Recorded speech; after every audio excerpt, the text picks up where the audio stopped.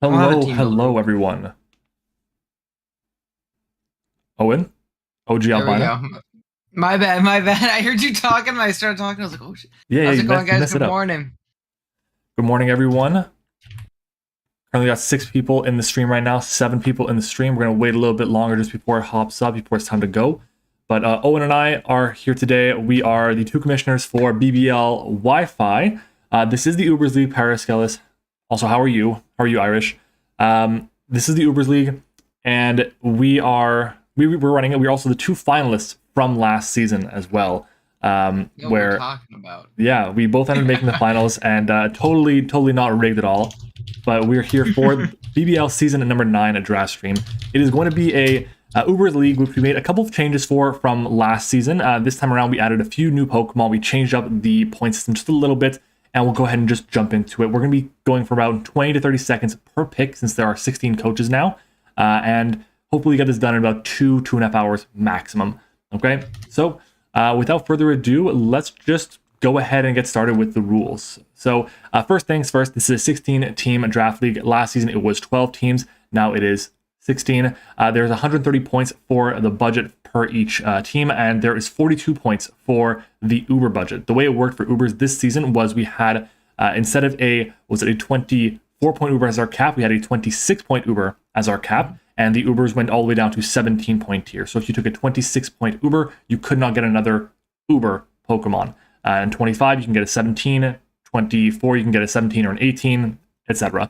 You get 10 to 12 spots on your roster, and make sure to follow all the coaches. The links are down in the description of the stream itself. And follow along, because the draft analysis will go up very shortly after this stream ends. Now, without further ado, Owen, you got the first pick. First pick belongs to Joe Flamin. Oh geez. Speaking of new Pokemon we're allowing, this thing's back. I believe it was Leo who had it last time we allowed it, and this Pokemon's insane. Ridiculously bulky, and then alongside Dark Aura, this thing just it has very little to no defensive counterplay, whether that be physically, especially with 131 on each of its attack stats. Very solid speed tier for an Uber, and 99 as well, which is another really key thing to note. And 126 HP with reliable recovery, momentum. I believe it gets nasty plot as well. It does right? not get nasty plot. It doesn't. No. That's really weird that it doesn't get nasty plot. But thankfully, it doesn't. Regardless, really solid offensively and really solid defensively, which I think a lot of people sleep on, at least in like looking at your Veltal and draft. This thing is really hard to kill. So I think Joe's gonna have a good time. It's really easy to build around, and I'm sure he'll absolutely kill it with this mon. It was one of 2 26-point Ubers. Also, hello Will, hello Nashnova, how are you guys? Moving on to the next pick in the draft, if I can get it over the screen, it is going to be Hayes and New Orleans Noivern with 26 points Mewtwo. Yeah, we love Mewtwo, and Mewtwo and Yveltal were the only 2 26-point Pokemon around, so these are the only 2 teams without other Ubers, and this thing is incredible. Nasty Plot is amazing, Unnerve to prevent other berries, you can Pressure Stall if you really want to, its speed is fantastic, arguably one of the best typings for Ubers in the format, really, as a Psychic type. Its coverage is ridiculous, and it's so damn bulky too, with access to recover. Most of the time, you're just going to run Side Strike and 1 coverage move, and you'll be able to break through an entire team with this Pokemon. Very strong Pokemon. Next up is the Walt Disney Landorus. Kurt here drafted Marshadow. This is a Pokemon I actually have experience with. I believe it was 3 seasons ago in BBL. First Gen 8 season, I had this thing. I want to talk about no switch-ins. Ghost Fighting is just an unresisted dual stab typing that just it hits everything in the game. There are very few Pokemon I can think of that do not get to a KO by Life Orb Marshadow in general. I think like Tangela is like the only one that's coming immediately to my mind. So if you guys Tangela, you're good. Otherwise, you're probably getting smashed by this thing. Technician boosted Shadow Sneaks and Rock Tombs are also great coverage options. It gets the elemental punches if you need like an ice punch for Landorus or something like that. This thing's terrifying, and it only does one thing really, and that's break through teams and not have switch-ins, but it does that one thing so well, it doesn't need the versatility. Not at all. It's a fantastic Pokemon. It hits so hard. And next up is the third Pokemon that we unbanned, Calyrex Ice Rider, going to the Roll Street Rillabooms and Mario B, which actually, this was a trade. I think Mario had the 16th pick overall. He traded it for the 4th pick, surprisingly. Either way, this Pokemon is crazy. The fact that you have the ability to prevent any berries rather. Also, you get to set up your own Trick Room to be able to sweep with your Moxie-based ability. Your incredible coverage. Ice is a fantastic offensive typing. It hits so damn hard, and it's so hard to KO in one piece. You're really going to have to get up rocks to be able to deal with this thing effectively before it even comes in. And even then, it's still probably not going to be enough. This Pokemon swept so often in the last time we allowed it, and it led to, I believe, Howler going, I think, maybe 9-1 or something when he had it on his team. Fantastic Pokemon to build around. Next up, Big Xerneas. Xerneas. I believe Jesse 504 had this thing last season, and we're just seeing all these big threats go immediately. A lot like Yveltal with Fairy Aura, this thing just doesn't have switch-ins with Moonblast. Now, keep in mind, this is non-Geomancy Xerneas, or it'd be a little bit higher, or obviously just not allowed. So it can't Geomancy up, but it can still definitely Calm Mind, and realistically, Scarf and Specs is really all you need with this thing, and you just click Moonblast. It gets Focus Blast for cool coverage options. It even gets like a random Rock Slide for Ho-Oh, and it can actually be pretty solid physically as well. It got close combat this gen. It can play rough things. It can even like Horn Leech, this weird niche coverage, or it can even be mixed Life Orb. A bunch of different things that this thing can do. It's ridiculously bulky. It's ridiculously strong. Next up is Magearna with Praetor, and honestly, this is the biggest snipe of the draft for me. At least I've been wanting to use this thing for 9 seasons now. Haven't gotten the chance. It's just a fantastic Pokemon. It has so much utility, can do so many different things, and for the points that you're getting it for, only 22 points, allowing you to pick up another 20-point Uber is absolutely amazing. Really giving you the versatility that you want in a draft. The typing is arguably the best type in the game. Just a fantastic Pokemon. Priority on priority, momentum, recovery, all these things, setup options. It is so well for a team. Big Groudon. This is a fun pick. I feel like this Pokemon is honestly, obviously, so strong on its own. Nothing really OHKOs this thing, especially when you consider having Sun with it. But the amount of fun things you can do with Groudon on your team, having that Sun aspect, having even just, not even having a Sun team with like Chlorophyll Sweepers, just having things to take advantage of that Sun that Groudon's setting. And the fact that it's not a Fire type too, so you're not doubling up on like double or triple Fire or anything like that if you do end up going a Sun route. This thing's amazing. It's a reliable rocker. It can set up with Rock Bosses and Swords Dances and Bulk Ups and things like that. It can go special or mixed. This thing's terrifying and not something I enjoy playing every season. Not at all. Next up is going to be a Pokemon that Owen took to a championship last season. Palkia going to Anthem, the Sacramento Nito Kings. This Pokemon is so strong, and for some reason, it is so much more bulky than you would expect it to be. Its typing is fantastic at Water and Dragon. It has great coverage. Fire moves to break down the steels or the grasses they're going to try and take hits from. Its stab options, and then has access to, I believe, Earth Power as well to break through some steel types if it really needs to run that option too. Just a fantastic Pokemon. What it lacks, though, is just a recovery option, but it makes up for it with great speed, great bulk, and great offense. Amazing Pokemon. Hey, look, it's me. Next up, we have Matt, and he's using Pokemon I really wanted to use, and he took it right before me. I used this recently in BBT, the Showdown Tour that BBL runs, and this Pokemon is so good, man. It is so darn strong. It got Dragon Dance this generation, which a lot of people automatically default to and think like, wow, that's insane, and it is. It can just end games on its own. But I think people sleep on the bulk that Zekrom has with reliable recovery and roost, as well as the special aspect of Zekrom. It can go special or mixed very easily and rip through teams and grab great momentum with Volt Switch. Kurt won a championship with this a couple seasons ago in Wi-Fi, and then I loved it in BBT, so I'm sure it's going to kill it for Matt. This thing is insane. I can't wait to use it. Speaking of Owen now, Owen picked up Lunala. Now, Lunala was the choice I was debating between Zekrom or Lunala for my pick. However, Lunala is a little bit more expensive, but it is arguably, again, one of the best types in the format. Being a Psychic type, also having the Ghost type, which is fantastic. Shadow Shield is an amazing ability. Fantastic speed at base 97, outspeeding a lot of the Ubers in the format. And what it kind of lacked as a Necrozma Dawnwings, without having access to a way to break through Dark types, it gained with having access to Focus Blast and Moonblast. Also has great coverage options, recovery, fantastic Scarfer, defensive pivot, just a really solid model overall that can do a lot more than people really assume that it can. Great pick by Owen. Next up, Lugia. Oh man, I'm terrified to see what Amel does with Lugia. Any Uber in general, this guy with the way he builds. But ridiculously bulky Pokemon. Traditionally, you're gonna see it on like semi-stall or like stall balanced builds. And it's not going to die. Multiscale is a ridiculous ability with this thing.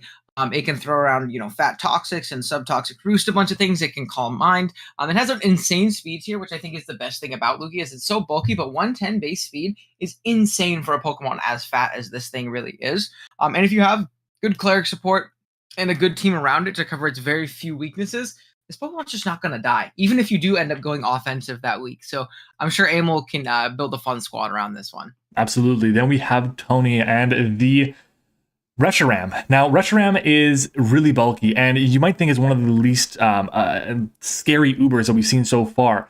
All the Ubers are threatening, and this one is no exception. Its typing of Fire and Dragon is really hard to switch into offensively, and the fact that it has really good coverage as well, it is so defensive that it can take even super effective attacks consistently and roost up the damage is amazing. The one issue with this Pokemon is that there's rocks on your, or that there can be rocks on your side of the field. However, with boots being introduced, that's not an issue at all for Reshiram. Insanely broken Pokemon, and we've seen D-Ray have some success with it in the past, and we'll see if Tony can do the same.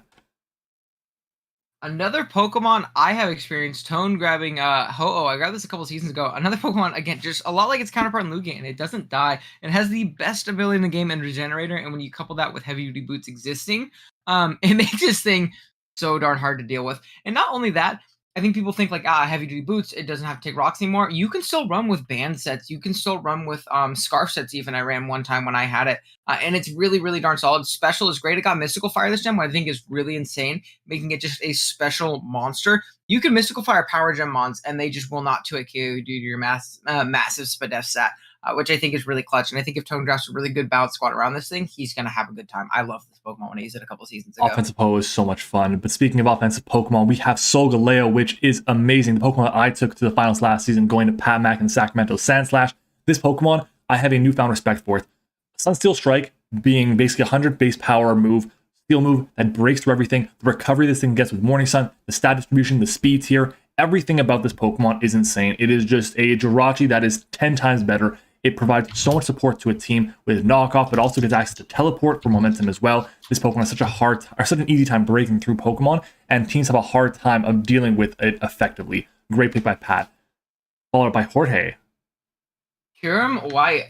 This Pokemon, another Pokemon, just simply does not have switch-ins. Boost giving a great longevity this gen, but realistically, Specs and Life Orb variants are going to be terrifying to switch into. Dragon Ice plus Fire, like that really strong fire coverage, as well as Earth Power for, grounds, or even being able to go DD and mixed and things like that. This thing is just terrifying to deal with. I believe it was Bosif who had it a couple seasons ago, and he did really well with it and brought it to semis, and I'm sure Jorge can craft a pretty cool squad around it.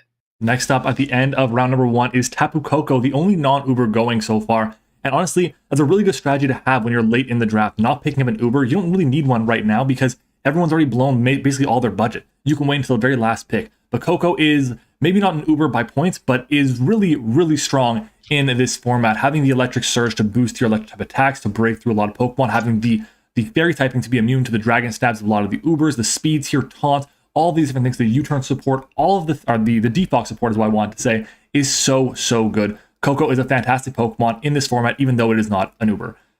Here's our round 1 recap. Anything that stands out to you, Owen, as the best pick of the round, or anything you're excited to see in the tier? I'm so excited to see Mewtwo. Well, I'm not excited to see it week 1 because I play it week 1, but every other week after that, I'm really excited to see Mewtwo. I really was hoping we get Champions Perk this season because I was going to draft that thing if I had first overall. That Pokemon, I think, I don't think there's any defensive counterplay to a well-built Mewtwo. There's not a matchup where that thing does not have the correct coverage or utility moves.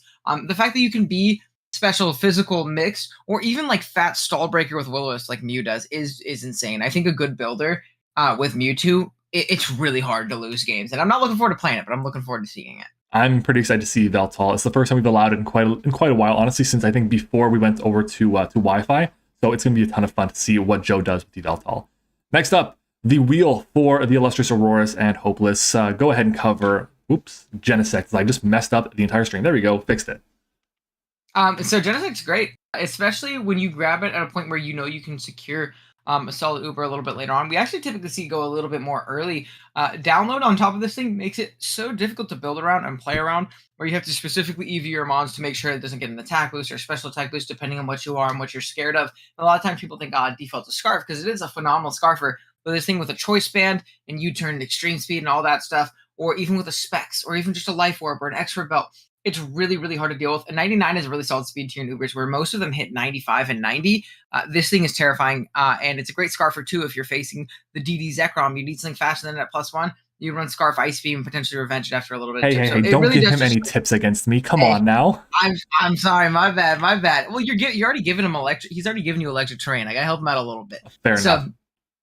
Definitely a great mon, though. I like Genesect a lot. And depending on what he gets with it later, it can be really solid. One of the best bangs for your bucks, absolutely. Another Pokemon that's a really good bang for your buck is Libero Cinderace. And honestly, this was one of the first snipes for me of this entire draft. I was really hoping to pair Libero Ace with the Zekrom, but it's a fantastic Pokemon. Gaining the ability to have stab on every single type of attack it wants to go for. 119, I believe it is, or 118 around that range for base speed is really strong as well. Pyro Ball, Sucker Punch, Gunk Shot, U-turn, Core Change has a really big advantage for it because that way you don't have to run hazards on a team with Kyurem White, and you don't have to be always running Defog or Rapid Spin. You can run the Core Change, and now your opponent has to deal with those rocks that are going to be afflicting you. Really solid selection by Jorge. Oh yeah. And then next up we have Kyurem Black. Taking a page out of your book, honestly, Mhm. grabbing the two Ubers that you had last season. Really, really solid pairing. This thing, again, can just end games with a Dragon Dance up with that, what? Is it 170 or 175? Something really ridiculous and high. It's 170. Getting access, 170.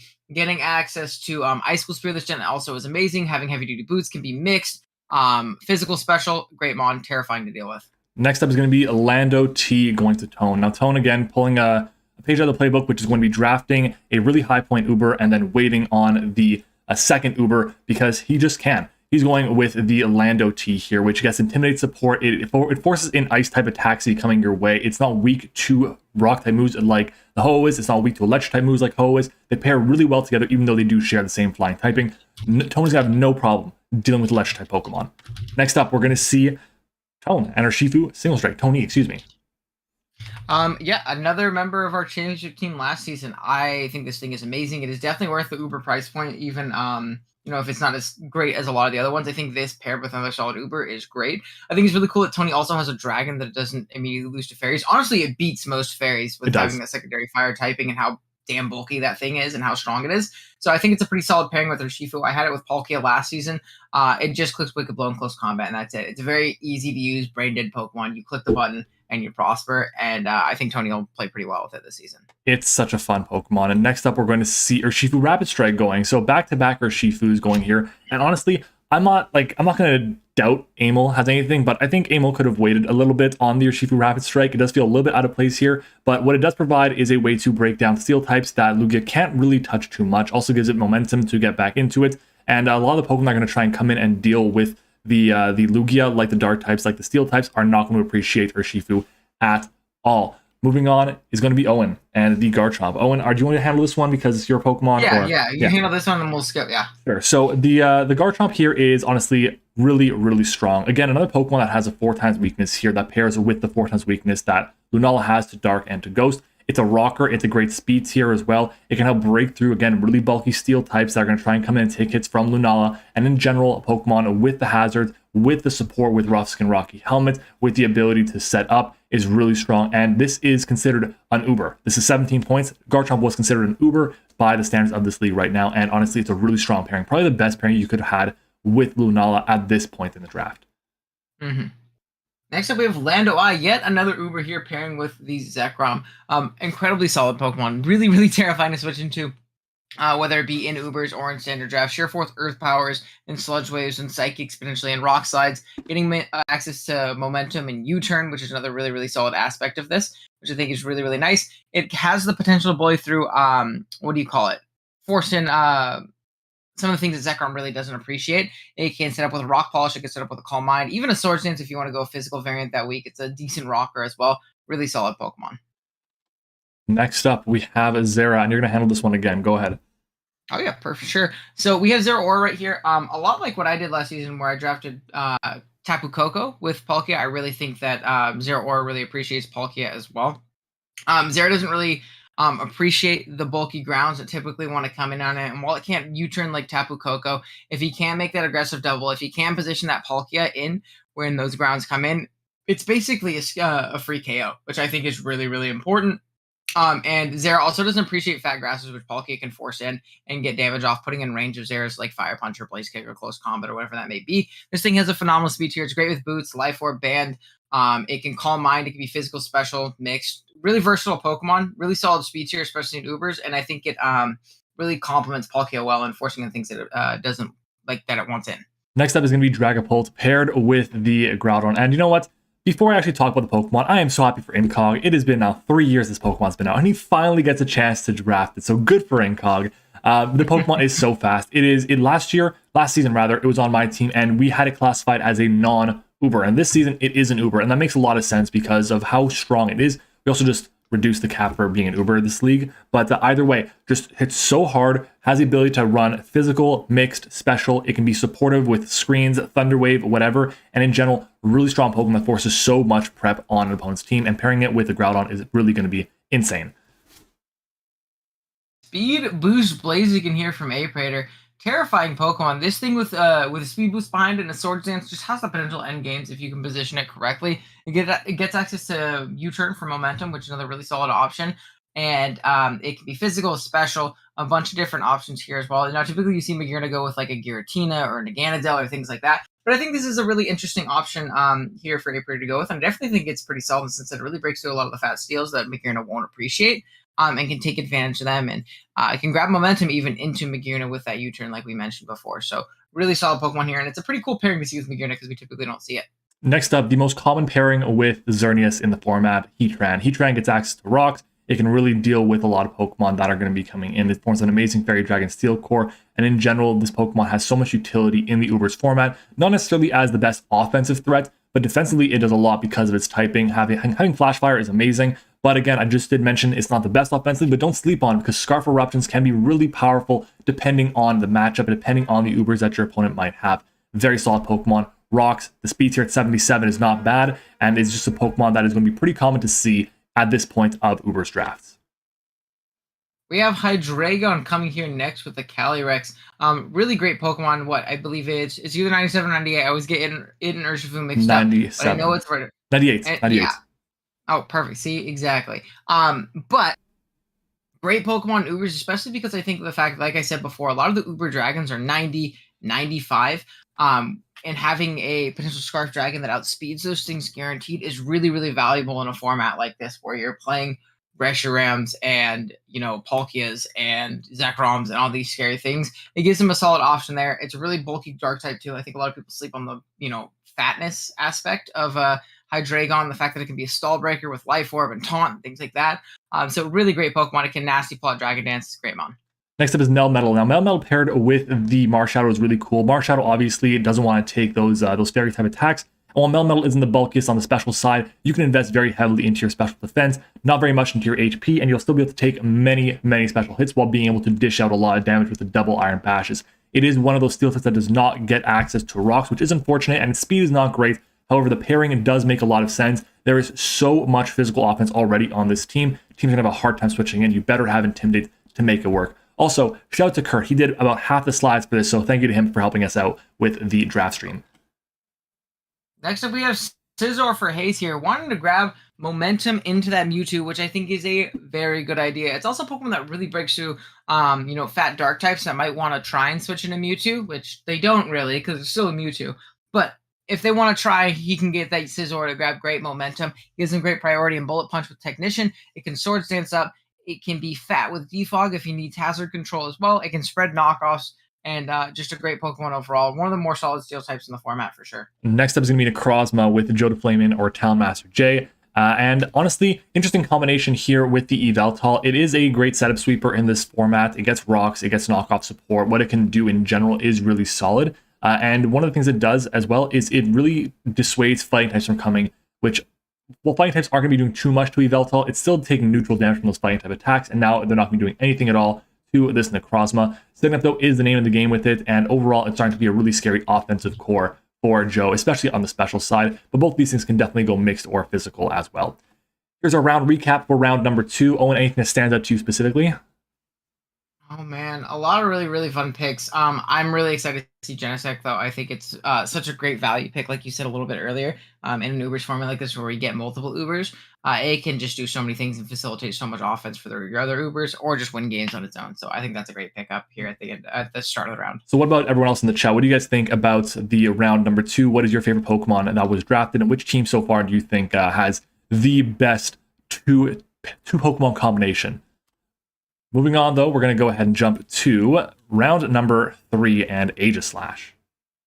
So AG, another really, really solid pick in this format. Grabbing a pretty solid dark, psychic, and ghost core. Ghost being the best offensive typing in the format, which is really clutch. And it's also something that really bullies fairies that Yveltal does not appreciate, which I think is really, really awesome, honestly. And it can be special, physical. It can set up with a Swords Dance or an Autotomize. I love just Toxic, Protect, Dual Stab AG. I think that Pokemon is so annoying to break through.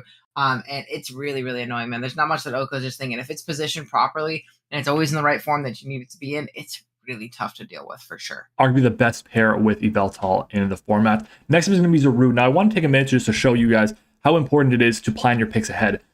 Hayes is going with the dark type here. Hayes knew he was going to go with Zarude, and he decided not to go with Zarude in the second round because he knew that the only person that could snipe him was the person that already had a dark type. So why would he go and take Zarude then? But what Zarude does is it takes away one of the best answers to Mewtwo in the format and puts it on Hayes' team. So now that's one less Mewtwo check gone. It also gives him more momentum. It gives him really good support and really solid typing with Dark and Grass being a resist to ground, and having the ability to heal up a little bit with jungle healing as well isn't so bad. And in general, it'll also help deal with opposing psychic types like Owen's Lunala, for example. Really solid Pokemon on Hayes' end. Next up, we have Glow King, the most broken Pokemon in the format. The fact that he got it round 3 is insane. 17-point Glow King, typically. No, I'm just kidding, but I know Kurt's been really excited to try this Pokemon.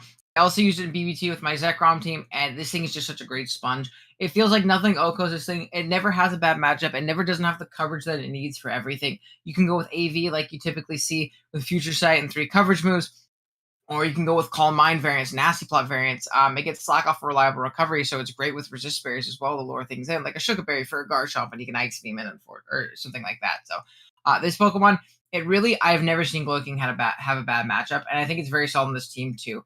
Really help Kurt out, kind of round out everything. Next up, we have Galar Zapdos. I think this is a really underrated combination with the Calyrex, especially because Calyrex is going to try and force in a lot of Intimidate Pokemon to try and weaken it, or maybe even Parting Shots, or whatever the case may be. And having Galar Zapdos with the Define to prevent that, and getting a great speed tier at base 100 is really strong. Also, the next 2 Pokemon, rather, after the Calyrex have U-turn support, which is amazing to get into the Calyrex to be able to sweep with your Trick Room. And on top of that, they are both threatening in their own right. If you don't plan accordingly, a Scarf or Van Zapdos will just end you. A Nasty Plot, Scarf, whatever Hydragon will just end you. Really solid combination so far from Mario.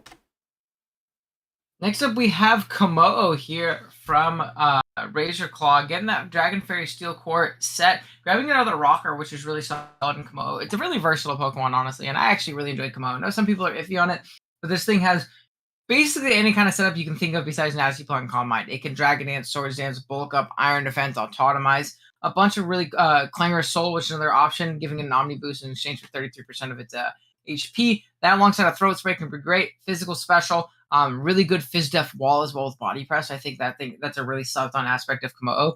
Really versatile Pokemon and very solid on this team for Razor Claw here. Next up is going to be Rillaboom. Now, this Pokemon pairs really well with the first 2 picks from a Praetor, and it makes sense considering that grassy terrain is going to be weakening the Earthquakes and the Bulldozers coming the way of the Magearna and the Blaziken, which is obviously the most common ground move there is, and it also gets momentum. So now there's a really strong pivoting option that we see here with the Praetor's team. A very solid Pokemon overall. Excited to see what he can do with it. Next up, we have Weevil, a great speed tier for Incog to secure right here. His team is really fast. He has Pult, then down to Weevil, and then he's all the way down to Groudon. But if you can get that 110-100 mon, he's really solid in that aspect. He has another Pokemon that really doesn't appreciate fairies, but you can always go with kind of that overload strategy where he has Pult that's going to force in a lot of fairies, and Weavile that's going to force in a lot of fairies. So it's either going to open up one or the other, which I think is really awesome. It forces knocks on things, which is really clutch as well. Removing items, and it breaks through, potential fat grasses, forces in fat waters, so that Groudon doesn't have to always damage them. Typically the fat water is going to be a good Weavile switch in as well. Really solid Pokemon, really good in Ubers where there's a bunch of dragons running around. Mm-hmm.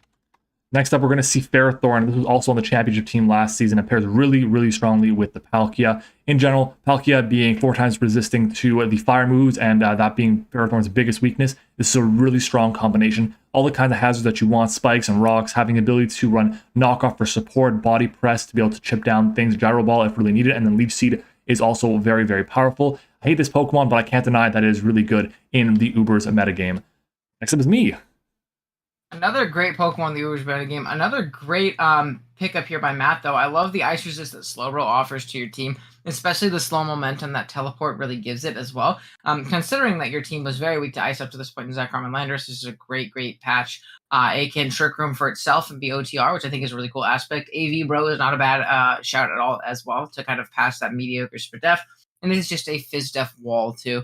There's very few physical mons that can just absolutely break through Massacre Slowbro, which I think is really a clutch aspect of it. It's going to spread passive damage with Scald and Toxics and, do some work. Next up is going to be Buzzwole from Owen. Now, again, another Pokemon with a 4 times weakness. Now, if Hidden Power was in the game, this would be absolutely insane because you got to really pick and choose your poison. However, Buzzwole, what it provides best in this generation is a defensive Pokemon. It takes so many hits on the physical side. There's really not much that can be done to break it unless you're going for like Brave Birds from Pokemon that have ridiculously high attack stats. Other than that, it's going to be special moves. And it has access to Roost, but don't sleep on physically offensive with the ability to beast boost up your attack, even your defense, depending on the set. But a Scarf set is fantastic, a Bulk Up set, amazing, and its coverage is just insane. Basically, any type of physical attack you want, it's there on the Buzzwole. Really solid pickup by Owen.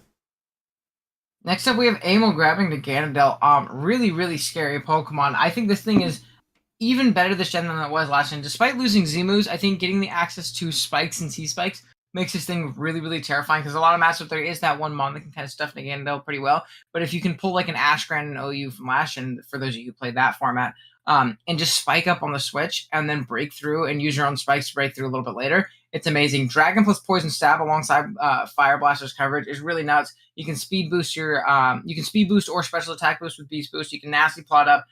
You can U-turn around, gain momentum. Really, really good Pokemon. I like the Ganondorf a lot, and I think an aggressive player like Amel will succeed with it. Next up is going to be Clefable. Now, this fat fuck is back once again. Has a little bit of a hard time in Ubers sometimes, but I'm sure Tony will be able to build around it accordingly, especially with the incredible combination of the Reshiram and the Urshifu single strike that there is. One of the best counters to Urshifu is the Clefable, and now it is no longer available for pickup. Getting slow teleport is really strong. Getting the ability to set up rocks, passing off wishes to both Reshiram and Urshifu is great, and Heal Bell support for them as well is really solid. Just overall, fantastic Pokemon, and a Calm Mind set or Stored Power set, or a Cosmic Power set rather, is arguably one of the 2 or 3 best sets available on Clef. Next up, we have Tapu Fini. This team looks a lot like Gypsy King's team from the Gen 17 season that he played and massacred through, with the Landorus and the Ho-Oh and the Fini, and obviously really, really solid Pokemon, giving him a great ice resist as well, because he had a fire that didn't resist ice. He had double flying at this point, so getting a really solid ice resist is really important in all honesty, and he has the Landorus to kind of cover Fini's weaknesses and poison and electric, so I really like the core of Lando Fini. I think they do really, really well together. It gives him a defogger as well, another one on top of Landorus, in case he doesn't want to go Boots Ho and he wants to be Banded, he wants to be even like Life Orb or something crazy like that. He has that option now, which I think is really, really clutch. And this Pokemon is just going to support the other two very, very well. And it's great for dragons in the format. A ton of waters and a ton of fairies going this round, and Prim is no exception. Prim is so strong. It just hits incredibly hard. Its speed leaves a little bit to be desired, but having access to Flip Turn in this generation, letting you switch into the Solgaleo and the Kyurem is really powerful. And having the ability to break through opposing dragons also is fantastic. It forces in the bulky waters to be able to take the Hydro Pumps that might be aimed at the Hydro Pumps are going to be aimed at those what am I saying? This Pokemon forces in bulky waters. That's it. Period, point blank. And Solgaleo and Kyurem have a hard time dealing with those bulky waters on their own. So having the ability to now break it a third time is really, really strong. Next up is Jorge. More momentum here for Jorge. I really like the pairing of Cinderace plus Rotom. I think it's really solid, especially because they're typically going to force in those fat waters on Cinderace. You're going to get a stab, you turn off. Then you're going to get into your Rotom, which gets the freest Volt Switches of all time and all the grasses that come in, letting you get back into your Cinderace and kind of perpetuate the cycle and continue to grab momentum over and over again until you want to get into that Kyurem White and click Freeze Dry, Ice Beam, Draco Meteor, Fusion Flare, whatever it might be. So this is a great pickup by Jorge, and I think it really helps the team out, offensively, and it gives him removal in case he doesn't want to boot something the other two. Very true. And here is the final pick of round number 3. We have Nito King. A little bit surprised at this one before Nito Queen. However, it is still a very strong Pokemon, getting access to both Spikes, or Stealth Rocks and Toxic Spikes, Very strong. The coverage it gets is amazing, can be very strong on the physical side as well. Most common thing you're going to see on this Pokemon here, though, is just bringing it in, maybe clicking one hazard or two, but then 3 attacking moves is going to be insanely powerful and insanely tough to deal with because not much can switch into it, and its coverage, plus its speed stat at base 85, is, again, one of the hardest things to deal with in a format like this, especially if you have a more bulky, slower team. Round 3 recap here. Owen and chat, anything that stands out to you? I know for me, just personally, Amel mentioned in the chat, but Missy Search, it hurts the Ho for getting Saber Fire Burns, but it also benefits it with the inability to get Toxic if it's going for a Roost. Mm-hmm. See, I personally really like the Fini pick. I also really like the Farah Thorne pick. I'm pretty biased because the team looks very similar to the start of my team last season. Just needs to Tapukoko and Nerjifune. He's chilling. But it's a very solid pick for the team. I also love the Glow King pick because I'm on Glow King high right now. But yeah, really solid picks this round. I think Incog as well is just going for anything that hits hard, that is strong, that is good. He will be drafting on his team, so be ready to see more of that. Next up, Mandibuzz. Cool. So we have Mandibuzz here from Hopeless. More pivots. Another Pokemon that gets access to a U-turn for momentum, which is really solid. Really bulky, annoying Dark type in the format, which is really annoying for Pokemon like My Lunala, or any other, fat or not fat, scary ghost types get drafted, like Incog's Dragon Pulp and things like that. It grabs momentum. It gives them good switch-ins to things like his Genesect or his Nito King or his Coco to grab momentum and things like that. So I think this is a pretty solid pickup. It gives him a little bit more of a defensive backbone, which he was kind of pretty hyper offensive at this point already. Next up we have Sylveon here. Now Sylveon arguably is one of the better fairies in the format, having the ability to baton pass out, having really good natural SPDF and decent HP overall, allows you to be really not focusing so much on your ability and allowing it to be a bit more offensive like Pixelate is. In general, providing you with hyper voice coverage that is going to be breaking through subs, or going past subs, and hitting the dragons for super effective damage is really nice. Mystical Fire to deal with steel types is huge. Also just great support move in general. Baton Pass, Wish, Aromatherapy, Toxic, really the main moves you're going to see on Sylveon, but a Calm Mindset can really go in if your opponent is not prepared. Diggersby next, which is a very interesting pick. You typically barely see this thing drafted, much less this early, but it's a great Pokemon. I like Diggersby a lot. Normal plus ground is a phenomenal stab combination alongside that huge power ability. It gets quick attack for good priority, stab priority. It can agility and sword dance. It's great with the scarf. And another thing I think is really cool for this team in particular is that it offers spikes, which is incredibly important for a lot of teams. Especially these Ubers teams that have Solgaleo and Lunala and things like that. They're really going to appreciate things getting past the chip down due to hazards. Or if they're boots, they're going to appreciate them not being leftovers or helmet or, whatever X berry they might be. So really solid pickup by Patback. This is an interesting Pokemon. I'm excited to see it used. Next up, we have Tone grabbing the Tangrowth. Really interesting combination here. We already mentioned that there's a bit of an ice issue right now outside of specifically the Tapu Fini, and now Freeze Dry becomes a problem. It's a good thing, though, that Ho is so damn especially bulky that it's not really going to care about Freeze Dry at all. Getting a Regenerator Pokemon, a nice Regenerator core now with the Ho is very strong. Ho doesn't really want to take many physical hits outside of potentially if he can get a burn, so having Tangrowth there for support is just amazing. Knockoff support is nice. Sleep Powder is great. Leech Seed, of course, and decent coverage as well. And if it decides to run Chlorophyll, which Tone probably will do because it's Tone, I would not be surprised. Next up, we have Blastoise from Tony, which is, again, a very early pick. A bit too early for Mike Lake and going all the way from a 15-point price point to a 9-point mon Blastoise. I'm a bit iffy on Blastoise because it does usually get a spin or two off a game and does its job, but it feels like it falls flat in, certain bulk aspects or certain power aspects, but it does have the ability to shell smash up as well.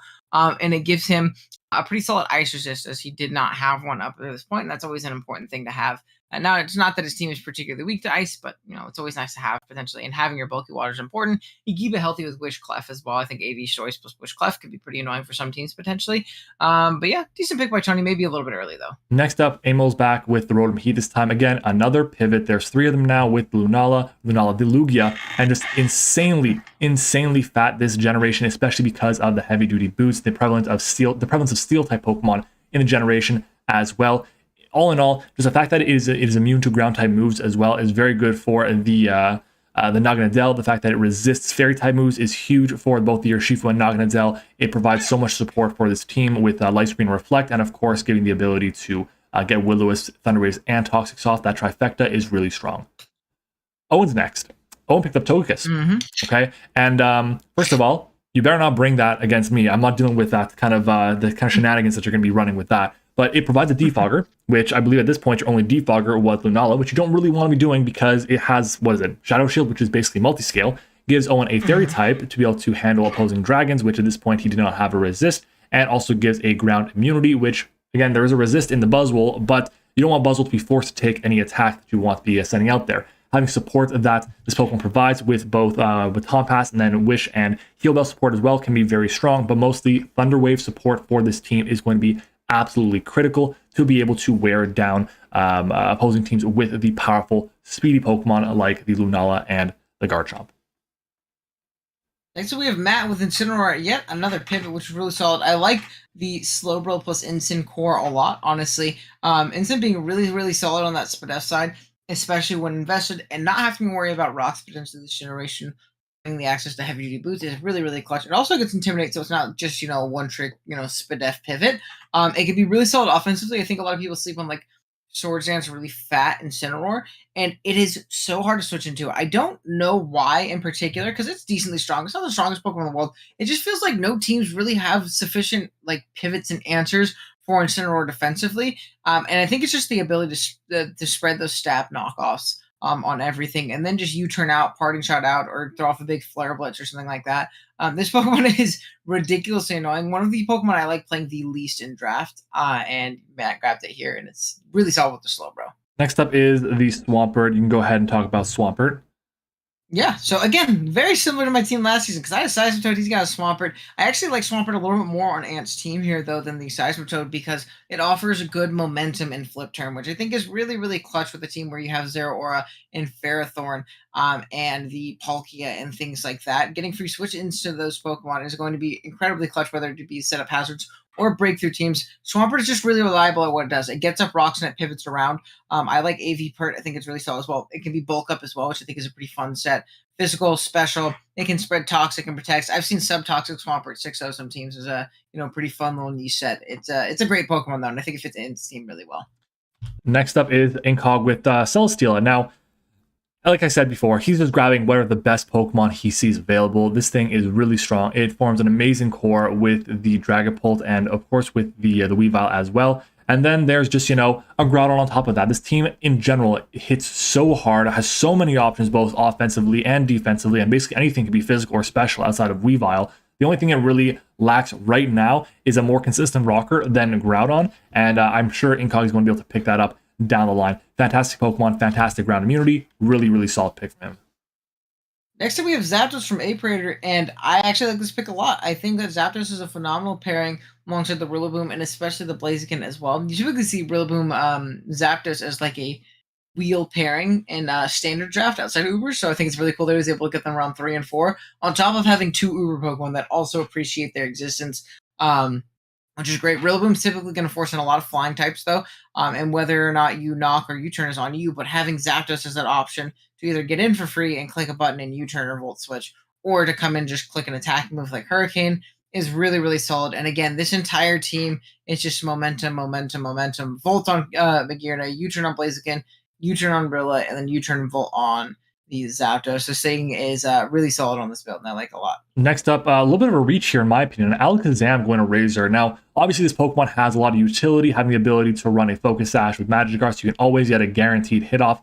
In the case of the random sweeper coming your way is really nice, of course. It has really solid coverage, amazing speed at base, 120, and it forces so much prep if you are not focused on dealing with Psychic types really well. And every team needs to have a solid Dark type in this format, because of the Mewtwo's, the Lunalas of the world, the Yveltals of the world. And now there's an Alakazam, which may not be as big of a threat, but you have to contend with that while worrying about a Clang Soul, with Clang Soul, Clang Scales, whichever is the one that sets up the Omni Boost on Komo, a Xerneas that can just break through a team and win outright. Having Alakazam as a 4th option is really, really strong. Nihilego is going to be up next, and this is a pretty solid pick here for Mario, giving him Rocks, which is really important to have, obviously. He didn't have up to this point. T-Spikes is also a really, really clutch option, or thing for this thing to have as well. It can beast boost through teams, whether it be speed boosting with like a Meteor Beam set, or just being special attack boosting with the Scarf, or again a Meteor Beam set. Has really solid coverage. It struggles with steel types a little bit, but he has the Galarian Zapdos to potentially come in and just punch through those types of Pokemon. So I think it's a really solid pairing with that Pokemon, and gives him great value, gives him a great switch into fairy types as well, which he did not appreciate up to this point. The Hydragon Zapdos. Next up is Seismitoad, and this Pokemon here is really strong. Has only the one weakness to a grass type, and then there's a Galar Slowking, which comes in and just says, yeah, I don't really care about grass type attacks, and also a Melmetal, which can absorb that and then do really big damage. Gives access to rocks now, which is really nice to have. A really good rocker on top of that, because the Melmetal, his steel type, does not get rocks. Knockoff support being, I believe, the first one. I don't think that, no, I'm pretty sure Marshall does get knockoff, excuse me. But in general, water immunity is great for all the Skulls that are going to be coming out, because this team is going to be absorbing a lot of Scalds, and having Seismitoad with the Water Absorb is absolutely critical for the success of dealing with those Water-type Pokemon. Next up, we have Haze grabbing Kyurem, another really, really scary Pokemon. Especially considering the fact that I feel like that kind of like the overload kind of principle that he has here with the Mewtwo and the Kyurem can be really annoying in the sense that a lot of bulky steals are going to want to come in and check both of them. Say something like a Bronzong is going to be the check to the Mewtwo. It's probably going to be the check to the Kyurem too. So them in conjunction with each other, one is going to wear down and chip down the other into range of the other, hopefully very, very well, which I think is really cool. Aspect of this team. Sub roost sets with Free Shot Earth Power are really, really solid. It could be Specs, Scarf, Dragon Dance Physical, mixed with an Extra Belt or a Life Orb. Really, really great Pokemon. And again, I really like it with Mewtwo in this sense. They kind of chip down each other's checks for each other. Next up is Nito Queen. In my opinion, the superior Nito, especially in Ubers, but this Pokemon is really strong because it gives another rocker to Joe's team. It also provides it with a really good special breaker that's not going to be needing to set up first turn with the Necrozma or wanting to reduce the defenses like the Aegislash, or maybe wants to be more, mixed like the Yveltal. So really strong here. Speed tier, it kind of is a little bit clunky with the Necrozma, but in general, solid pairing here. It works really well. It has 3 weaknesses, one of them being Ice, which obviously the Aegislash resists, the other 2 being Psychic and Ground, which the Yveltal is immune to, which is really, really strong. Solid Pokemon overall. Really good start to Joe's team. And that is the end of round number 4. Obviously, Seismitoad is a little bit misplaced. That's what Parascalis is saying. Unfortunately, I think it's a really good spot for Seismitoad in Ubers. Is there anything that you think was just like, I can't believe this thing made it this far, or why did this thing get picked up so early? Well, I think you mentioned it. There were a couple Pokemon that I feel like got picked up very early in this round. Like you said, the Alakazam and the Blastoise and the Diggersby were pretty early. I don't think those Pokemon were going within the next couple rounds even. But there are also some really solid picks up this round. I really like the Neolego from Mario. I really like the Kyurem from Tony. Sylveon is obviously an amazing Pokemon in Ubers. And the Incineroar pick on your end were all, pretty big standout picks to me. I think the Zapdos to me is the biggest standout here. Just the fact that team, it doesn't look that threatening right now because its Ubers are like not necessarily like super scary big box art legends, but it's still a very scary team that can do a lot of work in the right matchup. Next up, we are going to see Joe pick up Latias. Go ahead and talk about Latias. So Latias is a great Pokemon. Really, really solid bulk option too. Really rounding out the fatness of his team. I really like the AG, Nito, and Latias picks right here. It's great with the Scarf. It is double Psychic, but that's not the end of the world as well. It takes a little bit of pressure off of one or the other, depending on which one he wants to be more bulky, which one he wants to be the offensive win con. This thing is also a great Scarfer. It gives him wish support as well. Another clean aspect of this, I think that's really clutch with Latias when it comes to teams with like Aegislash, Yveltal, and Necrozma. If you don't want to run Recovery on them 1 week, or anything like that, and they're more offensive oriented, you can play a little bit more recklessly with them, knowing you have a Latias in the back that has access to Healing Wish, which I think is incredibly clutch, or even for your Nito Queen that does not have reliable recovery. So I think the Healing Wish aspect of Latias is actually really clutch for this team here, for Joe, if he can position it correctly and get that Specs Yveltal back for free, get that Banded Aegislash, get that fat Nito Queen back for free so you can check the fighting types a little bit better or whatever it may be. So really solid pick here from Joe. Speaking of fighting types, we have Mienshao. Now Mienshao again provides another really strong pivot with the Scizor and Zarude on Hayes' team. Having the ability to break through a lot of Pokemon because of number 1, its speed, the knockoff support provides, the coverage it has with Stone Edge or even Earthquake, I believe it gets. Actually, I don't think it gets Earthquake, never mind that. But either way, it is just a really strong offensive Pokemon that provides a lot of support for a team like this that really is going to be focusing more so on the special side when it comes to offense with Mewtwo and Kyurem. And then the Scizor and Zarude likely will not be running full attack investments most of the time based on the way this team is shaping out and what it needs defensively from its pivots. Really strong option from Hayes. I know he was thinking about Tarakion here as well, but I'm happy that you went with Mienshao. Oh man, Kurt and his favorite Pokemon, Tornadus there, and actually pretty insane that I know this thing counts as an Uber technically with 17 points, but the fact that he's getting a round 5 Tornadus there is really insane to me, giving him a little bit of a regenerator core there with that Glow King, which is amazing, kind of bridging the speed tiers as well. Actually, no, Marshall is around the same as well, but another really, really fast Pokemon, which is incredibly important. And while it does kind of have to rely on unreliable Stab and Hurricane, a lot of the time with Torn, you can afford to click Hurricane and miss because you can just U-turn out and get all that health back that you took when you missed your attack. You can knock things off, taunt. U-turn. You can nasty plot in some matchups and be an absolute menace. This Pokemon is an amazing glue piece, especially when you pair it with something like Galarian Slowking. It's going to be really, really tough to deal with a lot of the teams, with this regen core plus the scary offense that he already has. Next up, we have Porygon 2 going to the Roll Street Rillabooms, another amazing Trick Room setter. Now, here's the thing with this. Trick Room and Teleport. That means you now have 3 turns with a Calyrex Ice to go ahead and sweep, and it's a really good combination because they don't share any weaknesses. Obviously, Ice is weak to fighting, but Psychic is resisting to it, so it protects it a little bit more. And with the support that Nihilego provides with Toxic Spikes is really important because if you are trying to protect stall out the Trick Room, you're not going to be able to do so without taking massive damage from the Toxics. So again, something really strong, really good option with the Porygon 2 that can get into the really good breakers, the Hydragon, the Zapdos, and the Calyrex, and then also just be a generic check to quite a few different Pokemon in the format. Oh, yeah, for sure. Next up, we have Tyranitar from the Townsville Tyranitars.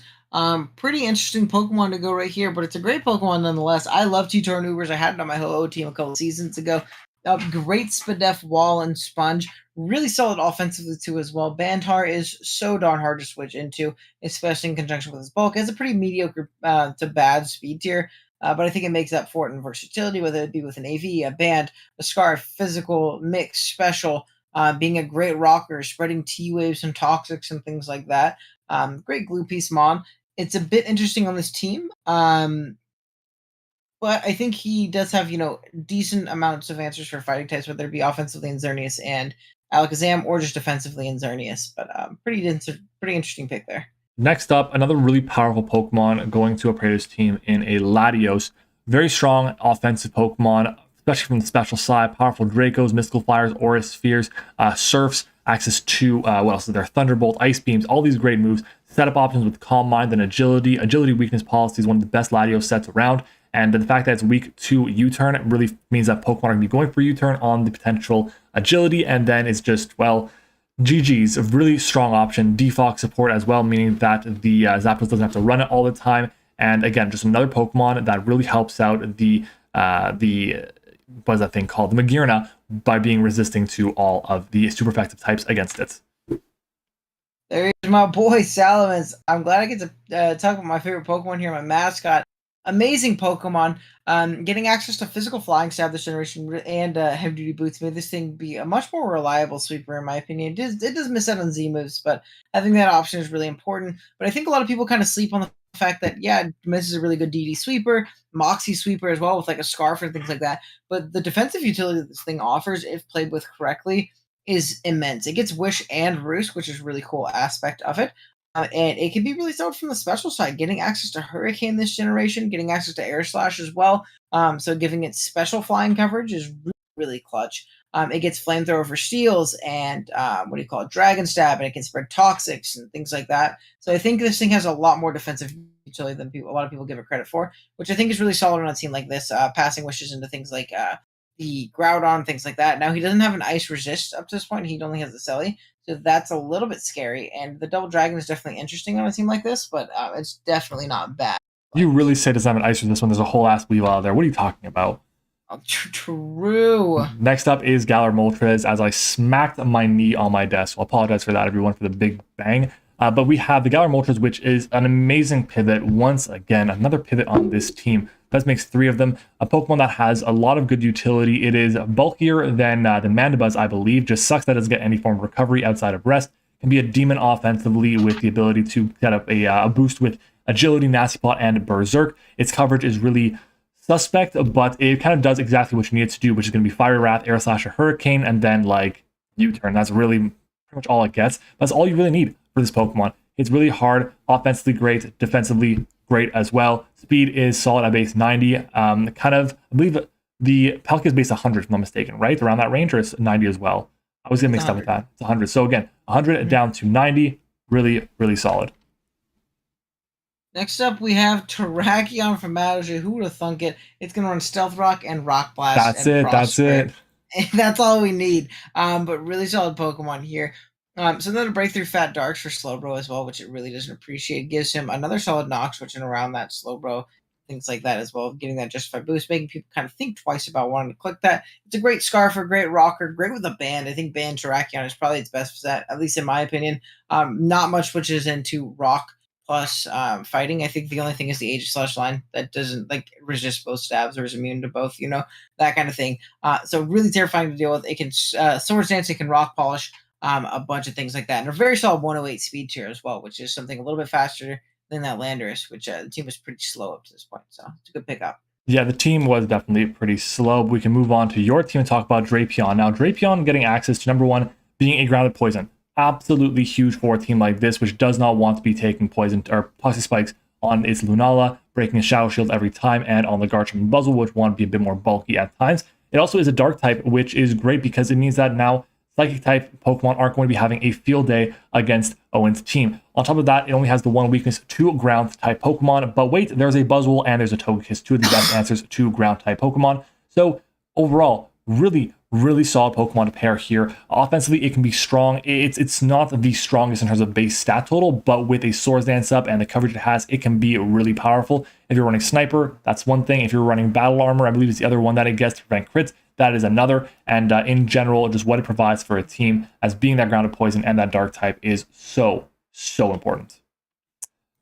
Next up, we're going to see if I can get my mouse over to where it needs to be. There we go. Stakataka. Why? Oh man, we're getting into the Amel picks. I love doing draft streams where Amel's picks come up because I never know what to say. It'll work for him probably. I'm a bit iffy on Stakataka. It's not the best steel type in the world, at least in my opinion. I think actually it was drafted last season as well, which is crazy to see this Pokemon go in 2 drafts in a row. But it gives him a Trick Room aspect, I suppose, where he can Trick Room up and do some work with this thing. It gives him a rocker as well, which he didn't have any rocks up to this point. And he does have things to cover its 2 big weaknesses, especially in Lugia. Lugia pretty much stuffs anything that like immediately breaks through Stakataka and fighting and ground coverage and types, which is important in its own right. Interesting pick though. I'm excited to see if Stakataka puts in a little work. If Amel has some fun ideas for it, maybe he'll run Meteor Beam or something some week. Who knows? Samel. But it's definitely a fun one here. Meteor Beam Stakataka. I thought I would have seen it all, but here is Gengar, an amazing Ghost type. We've talked about before. Ghost is arguably the best offensive type in the Uber's format, and having a ridiculously good Ghost type like Gengar is really strong. Its Curse Body ability can come in handy quite often, actually, and really cause a lot of pressure on opponents' teams because they may be able to losing their best attacking move for the next 3 turns, which can negate an entire advantage that an opponent might have. The speed it has at 110 is really solid, outspeeding both the Urshifu and the Reshiram, and now it's the fastest Pokemon on Tony's team. Just a really solid mon overall. Fighting immunity is great, normal immunity is great, grounded poison is awesome, does exactly what it needs to do, and its coverage is fantastic. Hello, Ninetales here. Next up here for Tone, which is definitely a very interesting one, giving him Veil as an option for his Landers, potentially for setup, or even his Feeny for setup. It's definitely not supposed to be the fairy type in this team. Obviously, he has Feeny. It's a very interesting pick because I'm not big on this Pokemon, right? I think it's a bit overrated in my opinion. But I can't lie, the utility that it does offer the team. Even if it's like a weird Flame Charge weakness policy Ho-Oh set, that thing under Veil can be very, very bulky and very, very annoying. And it can obviously do some work offensively, being that it's really only stuffed by Fat Steels, but you got a Landorus and a Ho-Oh on your team, which kind of eat those Pokemon up for dinner. So interesting pick here from Tone. We'll see how it ends up working out for him. Next up we got Spectre. Now Spectre kind of mimics a little bit of what I did last season with the combination of Kyurem Black and Solgaleo, where you want a really fast Ghost type Pokemon to be able to pressure really well. And Spectre definitely does that. Forces a lot of the normal types and the dark types to come by, and then those Pokemon aren't able to hang with the Diggersby, the Primarina, and of course those 2 Ubers. I really think that overall Spectre is just solid in Ubers. The point total may be a little bit high for it. However, when it gets the ball rolling, it is so hard to stop. Just a fantastic pick from Pat Mac at this time. Next up, we have Jorge with the Venusaur pick, which is very interesting. Maybe he's going for a Sun option a little bit later on. Maybe this one made Incog hurt a little bit because he wanted to grab the Venusaur with his Sun build. Who knows? Definitely an interesting one here, though, especially considering he doesn't have a ground resist up to this point. Now, he does have the Rotom, which just puts a little bit more pressure on that thing defensively, which he can keep healthy with a Sylveon or with Pain Split and things like that. So I'm very interested to see if he wants to go with the Sun aspect, also power up those Cinderace Pyro Balls, as well as those fire coverage from the Kyurem. Definitely a really interesting pick here with what he has. Next up is Volcarona, giving this team a really amazing offensive sweeper, paired with all the great pivots that it has in the Mandibuzz, Genesect, and the Tapu Koko. If this thing gets the ball rolling, again, it is so hard to stop. The main thing with this is it is super weak to rocks. So you want to make sure you have answers to rocks, so you can run good defoggers like the Koko or the Mandibuzz, or you can be forced to run boots on the Volcarona every week. But in general, it doesn't need that. Its speed is really solid at base 100, kind of overlaps a little bit with the Genesect at base 99. But what it does is it just sets up a Quiver Dance and then tries to go for game, and is actually really, really good in the Uber's metagame when it comes to setting up, especially if you have some screen support that Koko can definitely provide for it. So yeah, really solid Pokemon overall. Round 5 recap. Anything stand out to you, Owen? So what stands out to me? There was something that I really like. Oh, it was the Gengar. I'm a big fan of the Urshifu Gengar core. I think that offensive core is so nasty. With Urshifu grabbing momentum on those fairies coming in, and then you just getting a free Gengar. Is whenever you get a free Gengar, it's a good time in my opinion. So that's great. I also think it's really nuts that Kurt ended up getting a round 5 Torn T. Even in Ubers, even when it's a little bit more higher priced, and there's a bit more of a stipulation of drafting it, getting that thing round 5 is still really, really nuts to me. Very strong option. And next up we're going to see is the Keldeo.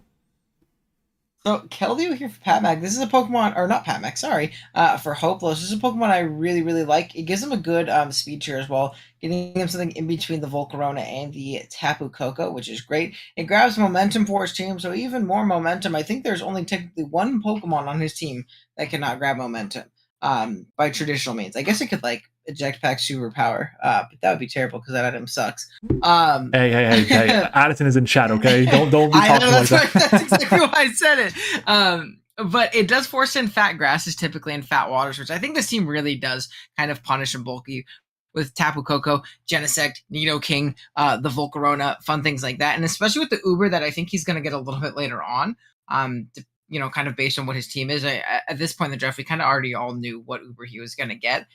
For his last one, it's pretty solid on this team. Next up, Torkoal. Ask and you shall receive. There is the Sun. Really good bulky fire type. Has access to both rocks and rapid spin. Shell smash as well can be a little bit interesting against slower teams. But the main thing is it's Sun support. And it's Sun support for Venusaur. It's Sun support for Fusion Flare. And it's Sun support for Pyro Ball, Cinderace. Very, very strong Pokemon. Not much to say about it. It is a Torkoal that is fat and sets up Sun. Umbreon.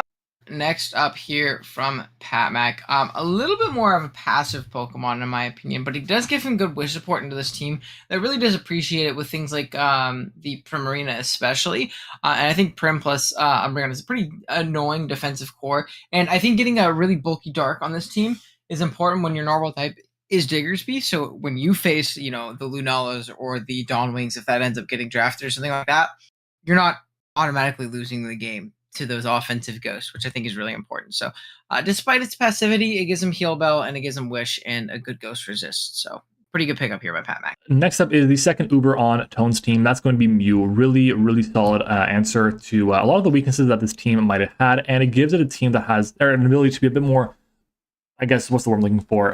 Variable. You can do a lot more different things with this team now that Mew is here. Getting Toxic Spikes, getting Rocks, getting Defog, getting support like Will-O-Wisp, Knockoff, then getting the ability to set up Dragon Dances or Cosmic Powers or whatever setup move you want with this Pokemon is amazing and just a solid Pokemon overall. And I can't believe it lasted until round 6. And that I think is the beauty of our new point system, where Pokemon like Mew, which would normally go round 2 at the latest, is now going round 6.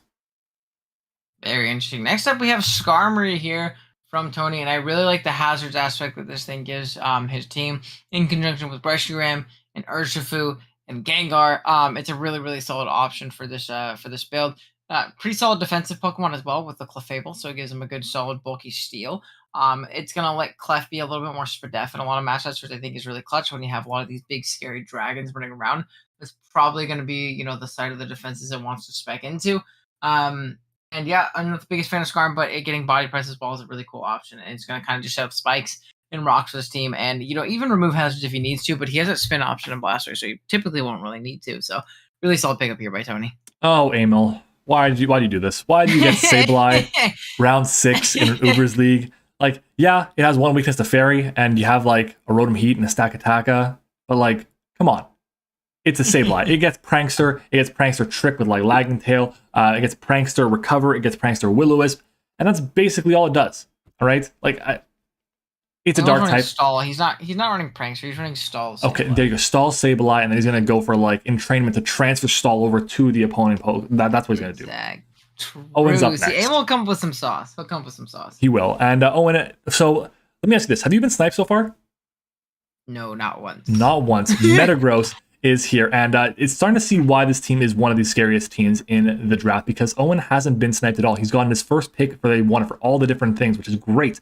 And having a great rocker like Metagross is amazing. Having a really solid steel type is awesome. This is going to be his answer to fairy types because his poison is not resisting fairy. And a psychic type, that Pokemon that is not 4 times weak to Ghost or Dark, also is really nice. And in general, priority that it provides, the setup options it provides is really strong. Love Metagross. It's been a kill leader for me multiple times. I'm sure Owen will have a lot of success with it in this league as well. Big Frostlass up next, giving you a really solid spiking aspect to your team, which I think is really important. You had a couple solid rockers up to this point, but spikes plus Zekrom is really, really nasty. And honestly, offensively, this thing does really well on your team. Really being able to break through a lot of things that, you know, the rest of your squad really doesn't appreciate too much. And the things that switch into Frostlass aren't going to appreciate, you know, things like Tarakion and Incineroar and things like that. Solid speed tier as well in 110, giving something a little bit faster than Tarakion. Now, it's not necessarily a speed tier you needed because you had Tarakion, but it's also great value too. At 6 points, I think, is a big aspect of this thing. 6 points. When I saw that this thing was only 6, might have been something I just looked over. That's great value for this thing, in my opinion, especially with so many scary dragons running around. Having a strong ice type is always really important. Absolutely. Here's Kunk Elder now. Go ahead and talk about Kunk. Oh man, another great Pokemon. This thing is a ton of fun. I used it recently in pack for the first time in a while, and I forgot how much fun it is to get this thing in and just click Facade or Drain Punch or Close Combat. Getting priority and Mach Punch also is really, really clutch. And this thing is just going to be able to break for Ant when he has so much great momentum that he can get into it with, as well as great hazard support with Swampert and Farah Thorne. It's going to be really annoying for a lot of teams to deal with. And it has great natural bulk, too. There's not a lot that can OHKO and AV Kunk Elder or something like that, provided you play with it correctly. So, really solid pickup by Ant. Here is Incog with Lycanroc Dusk. Again, just the hardest hitting fucker that he can find, and he found it. This Pokemon, insanely strong. The good thing as well is it is not his only rocker like it was for me last season. He has the Groudon, which is there to help him get up those hazards. And it also bridges the speed tier now. So he's got the speed tier at, 142, I think it is, or 143, around that range with the Pult, 125 with the Weevil, 110 with the Lycanroc, and then 100 with the Salmon. So it fits basically perfectly. Really solid here. This Pokemon hits absolutely insanely hard. And one of the biggest things about this Pokemon in general is people will somehow, they'll say, you know what, I'm not going to bring Life Orb. I'm not going to bring a Swords Dance. I'm going to bring like Sash Endeavor, which could be cool, but it's nowhere near as good as the breaking sets. No one has a switch in to Life Orb, Adamant, or Jolly, Tough Claws, Lycanroc Dusk. Fantastic by Incog. Next up, we have Tentacle here from Aper, giving him a couple pretty important roles here in getting his Water type, getting a Grounded Poison, getting some Rapid Spin for, hazard control outside of, things like Zapdos, Latios, which I think is really important because, while those are good defoggers, they're not going to want to run it a lot of the time. They're so good at doing so many other things, so wasting a slot on defog is sometimes pretty painful. Now he doesn't really have to in a lot more matchups, which I think is really, really nice. My one thing is that the speed tiers are very clumpy on this team. It's like Mag in its own area, and then there's Blaziken, but then I don't know. It's like Blaziken through Latios. It just seems a little bit clumpy, but it's actually not the biggest deal in the world. It really is the only 2 Pokemon at base 100. And Tentacle typically isn't going to want to run a lot of speed anyways. It's actually pretty solid offensively in some matchups, despite not being the strongest thing in the world. It can be really, really annoying to switch into a Scald plus Sludge Bomb, spreading a bunch of passive damage. And then the T-Spikes aspect is really clutch for things like Magearna, Latios, Zapdos. Another grounded poison type. Here is Toxtricity. We see all of them are starting to go right now. Shout out to Zeke for the membership. Appreciate you, man. This Pokemon also is an electric type to break through a lot of the different bulky waters that are going to be coming against this team, because right now, bulky waters, they just have a field day against this team. They resist the attacks from the Heatran. They're able to deal with the Como with their ice moves, and depending on their sets, they can maybe even flip turn or toxic the Xerneas. And now they're going to have a really hard time dealing with the Toxtricity, which just hits so damn hard with Boom Burst, Overdrive, Sludge Wave, all those things. So goddamn, this Pokemon is great. If it sets up, Razor's gonna have a really good time, and it's Razor. You never know what could come with his teams. Next up, we have Azumarill, the last, I think, Water Fairy, right? There's only 3? I believe so. The last one going right here. And while it's very solid offensively, it's also a great defensive typing, and I think it's a really cool Trick Room option here with the Calyrex and the Porygon. Really kind of rounding out that Trick Room aspect of the team. This thing throws off huge liquidation, playoff knockoffs, and Aqua Jets. It can superpower as well. Ice Punch as well, so a bunch of really cool coverage options. But also you have those defensive sets with like Whirlpool Pair Song with like Sap Sipper, even like Thick Fat, fun little options like that. It can be Rest Talk and Huge Power as well and be a little bit more bulky. Assault Vest Azumarill is one of my favorite sets on it. I think it's a really slept on aspect. And of course, you can belly drum through teams and just +6 Aqua Jet everything. So really solid Pokemon here for Mario. +6 Aqua Jet, +6 under Trick Room. What about that? Here is the second genie on Kurt's team. He has first off, the third one actually. He's got the logo with the Landers. He's got the Tornadus Theory. Now he's got the Thundurus Incarnate. Really amazing electric type Pokemon. Definitely better than the Thundurus Therian because of the extra speed, the prankster support that it has. It hits so damn hard, still has great coverage options, really good support. One of the few electric types that gets both U-Turn and Volt Switch and provides so much utility with the knockoff support, the defog, the Thunder Wave, all those things is really, really strong. In general, this team is looking really scary so far. A lot of points off the board so far for Kurt, but in general, this team, I don't know how you switch into this team effectively with what we have right now. This team just looks primed to be one of the best teams in the entire draft. Next up, we have Dugtrio, and I really like this pick alongside Mewtwo and Kyurem. Really either forcing Shed Shells on those fat steel types that want to switch in on them, or just trapping them and weakening them or removing them. I think Dougie is an incredibly valuable Pokemon in that aspect, especially in Uber's format. And even if it does not come, the amount of prep that this Pokemon forces is insane. Now, I will say this is only Rocker up to this point, so I really hope he gets more rocks, because Dougie only Rocker is even more sad than Lycanroc Dusk only Rocker from you last season, Matt. This thing is even more frail, and it's pretty tough to kind of position this thing to get rocks up. And if you do, you're typically just sacking it off. So he's got to get something better for that, but I actually do like the Arena Trap aspect of that with alongside the Mewtwo. Jaboka Berry, Dugtrio, if you know, you know. Next up, the second ground type for Joe, and that is going to be the Mamoswine, which I think is really solid because right now the two ground types that Joe has, it really helps a lot taking the electric type attacks that are going to be targeting the Veltal. But right now, Mamoswine with the Thick Bat and the Ice typing, it actually resists Ice, which is amazing too. Obviously not going to resist something like a Kyurem's Ice move or a Kyurem Black's Ice move or a Kyurem White Ice move is what I meant to say because of the abilities they have. But in general, it is an Ice resist to most things with the Thick Bat ability. Earthquake and Icicle Crash hit insanely hard. Knockoff support is great. Rocks, again, this is the third rocker on the team and forces a lot of switches, so rocks can be pretty free on a team like this. Priority Ice Shard is nice. The speed tier base 80 is, again, a little bit clunky there with the Nito King and then Crosma, but in general, really strong Pokemon. The team has a lot of offense. It's really hard, and I think teams are going to have a hard time switching into a Pokemon like Mamoswine when they have to deal with a Nito Queen and a Yveltal as well. Very, very good pickup so far. And that's the end of round number 6. Now, we're flying. Yeah, we're flying just an hour into the discussion. Halfway through the draft already is great. Mew to me stands out here. I also think that Lycanroc Dusk making it to round 6 is really solid and is really good in Ubers. What do you think stands out to you from the positive side or in the negative side? And that would be Amel's Sableye. Yeah, I think Amel's Sableye is definitely the most interesting pick for sure. I really like the Conk, though. I really like the Keldeo a lot.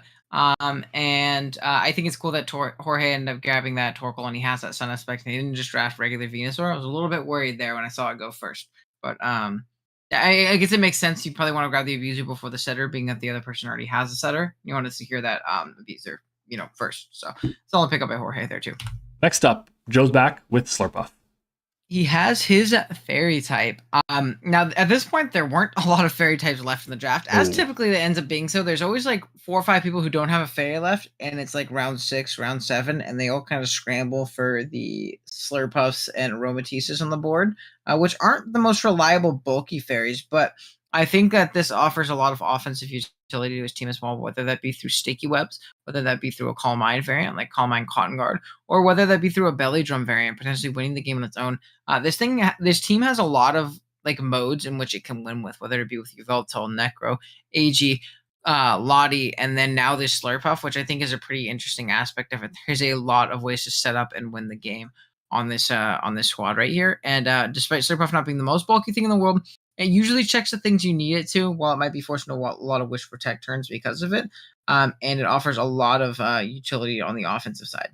Next up is Hayes grabbing the Klefki. While his only rocker is Ductrio, he now has Spike support with the Klefki, Prankster screens as well to set up with the Mewtwo, the Scizor, the even, I guess, the Zarude or the Kyurem Dragon Dance is very, very strong. Thunderwave with priority as well is also very nice. This is his fairy type as well, and it's a really good backup steal to have with Scizor. In general, solid Pokemon, provides a lot of utility to a team and just supports the team really well, especially in Ubers. The fact that it has access to foul play is really good, so it's not that passive in the format. Next we have Kurt grabbing Obstacle. He just wanted to grab Pokemon that physically do not have switch-ins. This is a Pokemon I've always wanted to try because Guts Facade plus Knockoff in close combat, it's just impossible to switch into. I don't know how you switch into this thing with a Guts boosted Facade or a Guts boosted Knockoff, which is really, really cool. It gets Parting Shot for momentum, and it actually has really, really solid bulk. Now, my only issue is this team feels like incredibly Ghost Weak at this point because of the fact that they typically all have Focus Blast or Dazzling and things like that. And while Obstacle is bulky, it's not the bulkiest. And typically you want to be running with a Flame Orb variant and things like that, which is going to chip it down passively on its own. So I think Kurt is very Ghost Weak right now. But other than that, I think this team is a lot of fun. And it looks like a blast offensively to use. Casper, best Ghost type right now, the ones, best Ubers be allowed rather. I would say Yveltal's the best one, followed by Mewtwo. Next up is Mario with the Serena. This gives him a Rapid Spinner, not a Defogger like the, I guess, the Hydragon, but a Rapid Spinner. More momentum is always nice. A Water Switch-In as well is great. A Priority Abuser or something that comes in and takes priority hits is really nice as well. And it just hits really, really hard. It has decent speed overall. I believe it's based like 72 or something like that, around that range. So it's got decent speed, it's got decent bulk, it's got really good offense, really good coverage as well with knockoff, U-turn, power up, jump kick, player up, all these things, triple axle as well. It can do a lot of work on a team like this for Mario. Next up, we have Inteleon, a Pokemon I think is pretty slept on in general, though on this team, I think he would have appreciated a little bit more of a bulky water, especially considering that he has that speed tier already in Alakazam. They're very similar speed tiers, but Pokemon is pretty solid offensively. It throws off big six snipe shots and hydro pumps and surfs. It can U-turn around for momentum. It gets ice coverage as well. And it kind of forms a really solid, nasty Volt Turn core with that Toxtricity because it typically forces in fat waters. Then you get in your Toxtricity and you click Volt Switch or Boom Burst or something like that, or it forces in fat grasses and the same exact thing happens. So I think it grabs good momentum for this team, but I think it would have appreciated a little bit bulkier of a water type at this point. But maybe they'll grab that a little later. Oh my god, it's Owen's baby. Licky Licky is back, but this time not on his team. So Licky Licky, if you guys did not know, it can't be taunted. If you guys did not know, it is very bulky and has Wish. Did you know it has knockoff support? This is a very, very good Pokemon. And for 6 points, honestly, it is what it is. As a normal type, it actually has a lot of utility and niche in a format like this to deal with Ghost, which right now the team does not have a resist to Ghost. So having Licky Licky there is just solid overall. And Wish support for a Pokemon like Tentacruel, Magearna, Blaziken even is really nice. Oh, for sure. Next up, he got, what is this, round 7? Round 7. Victini. Goodness gracious. Victini Under the Sun with Groudon is quite simply unfair and not fun to switch into. And I remember Jack had it last season, and it was not fun when I played it then. I'm sure it's not going to be fun now when there's a Dragapult on the other side. Sun boosted V-Crease and Blue Flares are going to be ridiculous to switch into. It's also going to make it to where like weakness policy sets do really well when Fat Waters want to come in and scald this thing in the sun, do 30%, then get Flame Charged on, and then the game's over. So I think Victini with Groudon is probably the best Pokemon you can draft with it, opposed to something like Venusaur or any other like, strong fire type. I think Victini Groudon is just nuts, and it's a great pickup by Incog here. Next up, Anth has the Comfey, which is a really solid fairy type in an Uber's format because of the priority triage boosted Draining Kiss. Really, really strong to deal with those Pokemon. Also helped out a lot against the dark types that are floating around. It can set up really easily. Most of the time we're running like a Key Berry or something to be able to get hit on the physical side and then boost its defense by 1 stage so you can take more physical hits. Priority Synthesis is nice. Leech Seed is great, not priority, but still really solid overall. U-turn support is great. Aromatherapy in general, just a really good supportive Pokemon that can be offensive and sweep teams if you are not prepared. I like this pickup quite a bit. Next up, we have Jirachi from Matt, grabbing that Steel type, which is great. Also getting you another rocker, which takes a little bit of pressure off of the Tarakion and that Landers, and another really solid ice resist. So I think the weaknesses that Zekrom and Landers have are being very well covered, minus the ground weakness to Zekrom. But that being said, Slowbro is basically a ground resist Basically. in most matchups against physical ground types and things like that. So I think that this thing fits very well. It also offers good Thunder Wave support for things like Zekrom and Landorus and things like that. It passes Fat Wishes into maybe like a Slowbro, but more likely in Incineroar, potentially a Tarakion, and even a Zekrom with that thing's nuts bulk if it doesn't want to take the turn to Roost or doesn't have the slots to fit it. So a very solid Pokemon, also really breaks through and beats fairy types, as you seem to appreciate up to this point. Next up, Owen picks up Raiku. Now, again, pretty sure this was not a snipe at all. This is not a Pokemon that got sniped or whatever, but Raiku is back, and Raiku has amazing speeds here at 115, instantly becoming the fastest Pokemon on Owen's team. And I believe it actually makes a lot of sense because the speeds here between Raiku and the Garchomp, it fits very, very nicely at 102 to 115. Has really good coverage options with Extra Sensory, Aura Sphere, and now Scald in this generation. Calm Mind is fantastic, but what Raiku does best in Ubers is Sub-Toxic Protect. That is what it does best, bar none. And if you guys know me, you know I love that set. So I'm hoping that you bring that at least once, just maybe not against me, okay? Oh, for sure. This and the next Pokemon are bringing a lot. Oh, man. Double!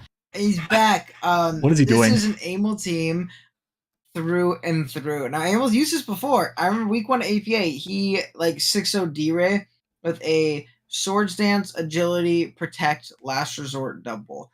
So Amel knows how to use double better than anybody else, probably because he's the only person who drafts it. Yeah. But very interesting Pokemon. It gives him his normal type. He has a Ghost immunity right now. Is it the best Ghost immunity? No. And his Dark type does not resist Ghost, so that's going to be a little bit tough when he faces Lunala, but I'm excited for that. But this is definitely a very interesting pickup from Amel, and I always am so excited to see how he makes these things work. Next up, we got Vikavolt going to Tony, and this gives web support to a team with Reshiram, Urshifu, and Gengar. Yeah, very, very scary. Another amazing and bulky pivot, a ground immunity with Levitate. Obviously, it has 2 weaknesses to fire and to rock. However, you have the rock resist in the Urshifu, and you have the fire resist in the Reshiram, so you have pivots into both your Ubers if you really want them. I feel like it's a really strong option here that is bulky and can just recover up on so much, but the web support and the powerful special attack at 145 base special attack is really what you're drafting Vikavolt for. Scolipede, another favorite of mine, and I really love the spikes that it offers for this team. Giving spikes for the Ho-Oh, the Landers, in conjunction with the momentum that Landers offers is really clutch. And we get a little bit more momentum, that'd be great. Takes a little bit of pressure off of Mew if he wants to have spikes on the build. He doesn't have to bring spikes Mew anymore. This thing offensively is also very, very solid, especially in conjunction with Landers, really coming in and bullying those ground resists and setting the Sword Stance and Poison Jab, Mega Horning, and then like either Earthquake or Superpowering through most teams. And not having to worry about Skull Burns. They can set up on a lot of water types with Feeny kind of giving that terrain support. So I love Scolipede personally. It's one of my favorite Pokemon to use in draft, and it fits pretty well here on Tone's team, especially with the speed tier as well, which I forgot to mention. Kaz, we had an update to the rules. The rules are now 42 points for Ubers, and we adjust the Ubers tier. Its Ubers are now 26 down to 17. Next up, we have Pat picking up the Moltres here. An amazing, amazing pivot. One of the best fire types available at this point in the draft. It hits really hard. I think it's got like 125 special attack. It's got 90 base speed overall. U-turn, Hurricane, Flame Body is nice. Obviously, boots are going to be very common on this Pokemon here, but I feel really confident that Pat will be able to bring some creative Moltres sets in this season of the BBL. Another Subtoxic one. Another really one. good with Subtoxic. I love Subtoxic Moltres. Next up, we have Corviknight. Even more momentum. Corvi plus Rotom is a very common Volt-turn core as well. And you put that in conjunction with the Libero Cinderace and things like that. It's going to be really solid. Now he just have to be careful about those offensive fires. And I think in general, offensive fire types are going to be really a big struggle for Jorge to deal with, in the sense that his fire resists are things like Rotom without reliable recovery, and then Cinderace, which doesn't really count as a fire resist, especially in the sun. So he's going to have to be very careful with his own Torkoal, how he positions himself against good offensive fires. But Corvi does give him a good U-turn momentum, gives him a good defogger, gives him a steel type, gives him a fairy resist that's not a Venusaur, and Cinderace, it takes a little bit of pressure off of those guys. I guess and Torkoal, but it's weird that you have 4 fairy resists, only one of them really counts. Interesting pick, though. Next up, we're going to see Mesprit at the end of round number 7. Mesprit is, again, just a solid Pokemon overall. Really inexpensive for what it provides. It's a levitator. It gets access to rocks, U-turn, knockoff support, can set up really well. It's just a Pokemon that can take a hit from basically anything. I believe it has 80 HP, 80 speed, and then 105 in the rest of its stats, which is overall really, really solid. It performs well, all of its roles it needs to do really well. Really good pickup by Hopeless here.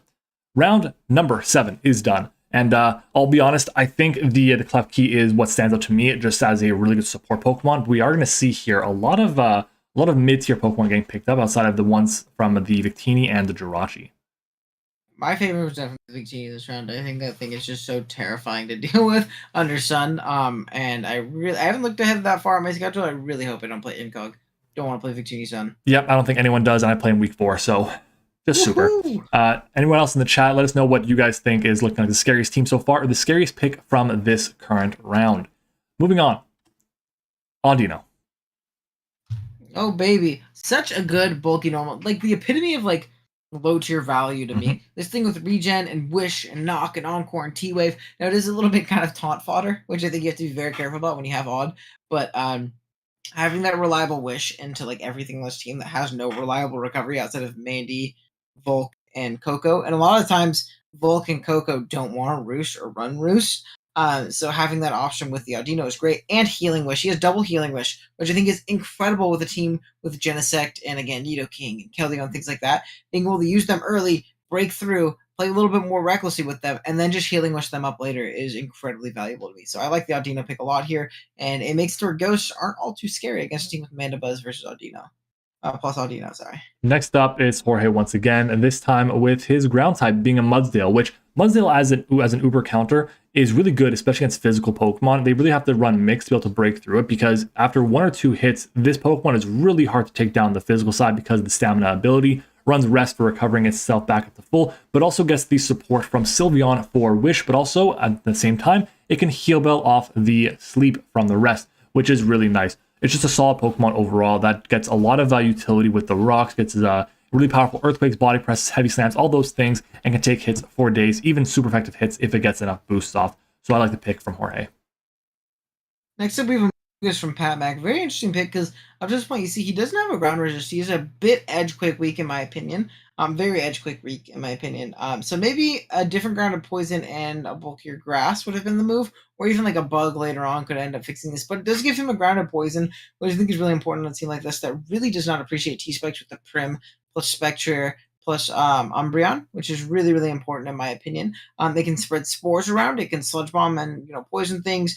It can start off big foul plays to deter physical setup. So decent pivot overall. I just think he really struggles with offensive grounds at this point. Yeah, I'm going to say that this is where Pat and I made a trade. He traded his pick for my pick, and that's why he has the Amogus on his screen, which we'll go into a bit later when it gets to my pick.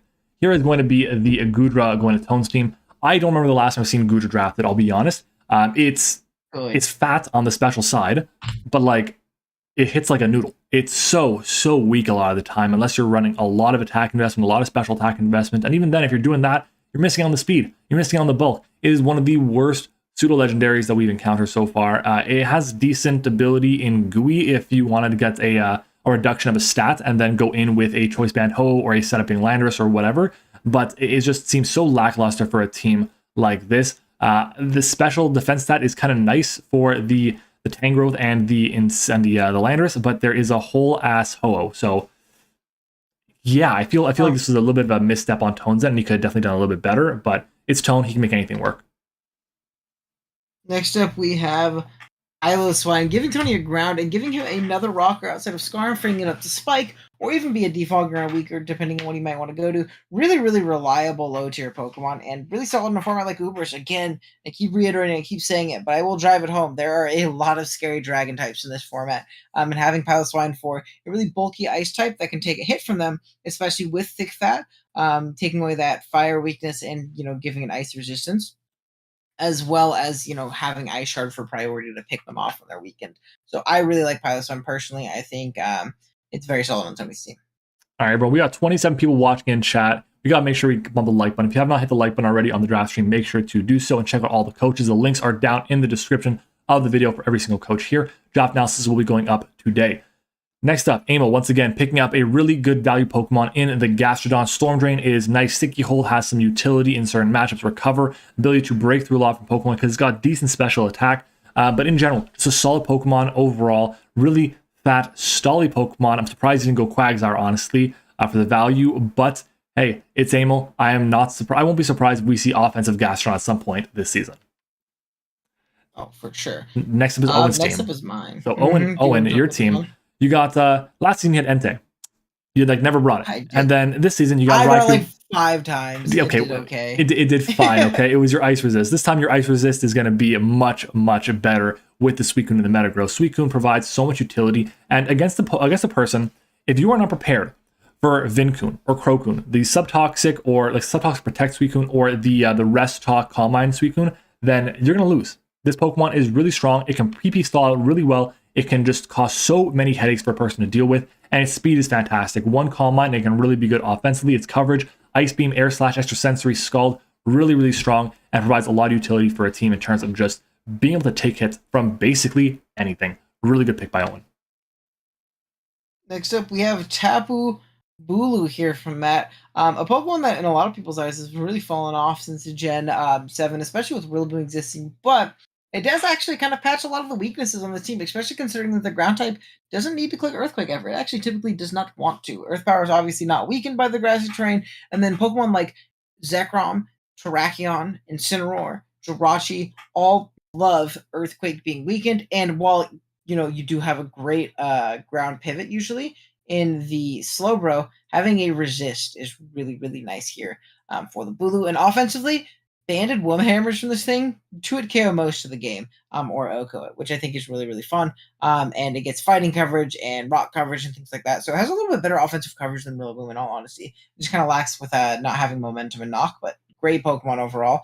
And especially for this team, the grass turn is really appreciated by it. Yeah, that's where the trade came in. It was a trade for Amoonguss for Bulu plus a little bit of other pieces, but we'll get into that in the draft analysis, so make sure you go check those out. Wobbuffet, at round number, 8 is this? This is round number 8? Like, why? I mean, it forces prep, I get that, but like, it's round 8. It's round 8. Like, what? But hey, it is what it is. Destiny Bond, what is it? Destiny Bond, Encore, Safeguard, and then Counter and Mirror Court, I think the only moves it gets. And Splash. So that's going to come. At some point, it's going to force prep. Someone is not going to run Shed Shell one week, and it's going to mess them up. It 1v1 Magearna last season. I think Jesse 504 had it, and Jesse helps Ant draft a lot, so I assume there was a little bit of last season bias in it. Next up, though, we have Lantern, which is a phenomenal pivot. It finally gives Incog a water as well, which is really important. He gives him a good Scald switch in as well, but she didn't really have a great one up to this point, to be completely honest, which I think is really clutch. Heal Bell as an option too, getting a Cleric on this team is pretty solid. Not wanting to keep Burns and Paras and Toxic and things around, specifically Burns and Paras probably with this type of build. Good momentum grabber and Volt Switch. Just budget Rotom Wash, obviously, but it's also a phenomenal Scarf, the best Scarf in the format. And a really fun mon to use. I actually love Lantern. It's one of my favorite low tier mons to use, so pretty good pickup by Incog. Go ahead and take this pick again so we can get back in the correct order, since I did the wrong one. Go ahead. No worries. We have a Praetor grabbing the Crocodile, giving him a Dark type, giving him a Ground type as well. Now, obviously, it doesn't appreciate its Earthquakes being weakened by the terrain, but it can very viably run high horsepower instead, and just kind of miss out on a little bit of accuracy and power in order to obviously not be weakened by the terrain. And it's not going to come every week. Plus, terrain's not always going to be out. Really solid, reliable rocker, which he did not have any stealth rock up to this point. Now, it puts a lot of pressure on Crocodile to do that instead of being like Moxie and sweeping with a Scarf or being bulk up or anything like that. But it is a very reliable rocker and good at doing so. So there's worse Pokemon you could have as your only rocker at this point. He can obviously grab another one. Hopefully grabs 1 or 2 more. Probably only 1 at this point. But really solid Pokemon on this team. Yeah, you can be stuck with just Mono Dugtrio or Mono Lycan Rock Dust. At least Crocodile's a Dark type too. And Exactly. Next up is going to be Rotom Mow. That is now 3 Rotom forms going so far in the draft. Another really solid pivot here. It is a electric type that always beats ground types because, or most of the time will beat ground types because of the Leaf Storm that it has, which is nice. A lot of this team has momentum, and Pokemon like Toxtricity, which can't really beat the ground types if they have like a secondary typing that's Ghost or Steel or whatever, they are going to be able to get support with the Rotom Mow, which is very nice.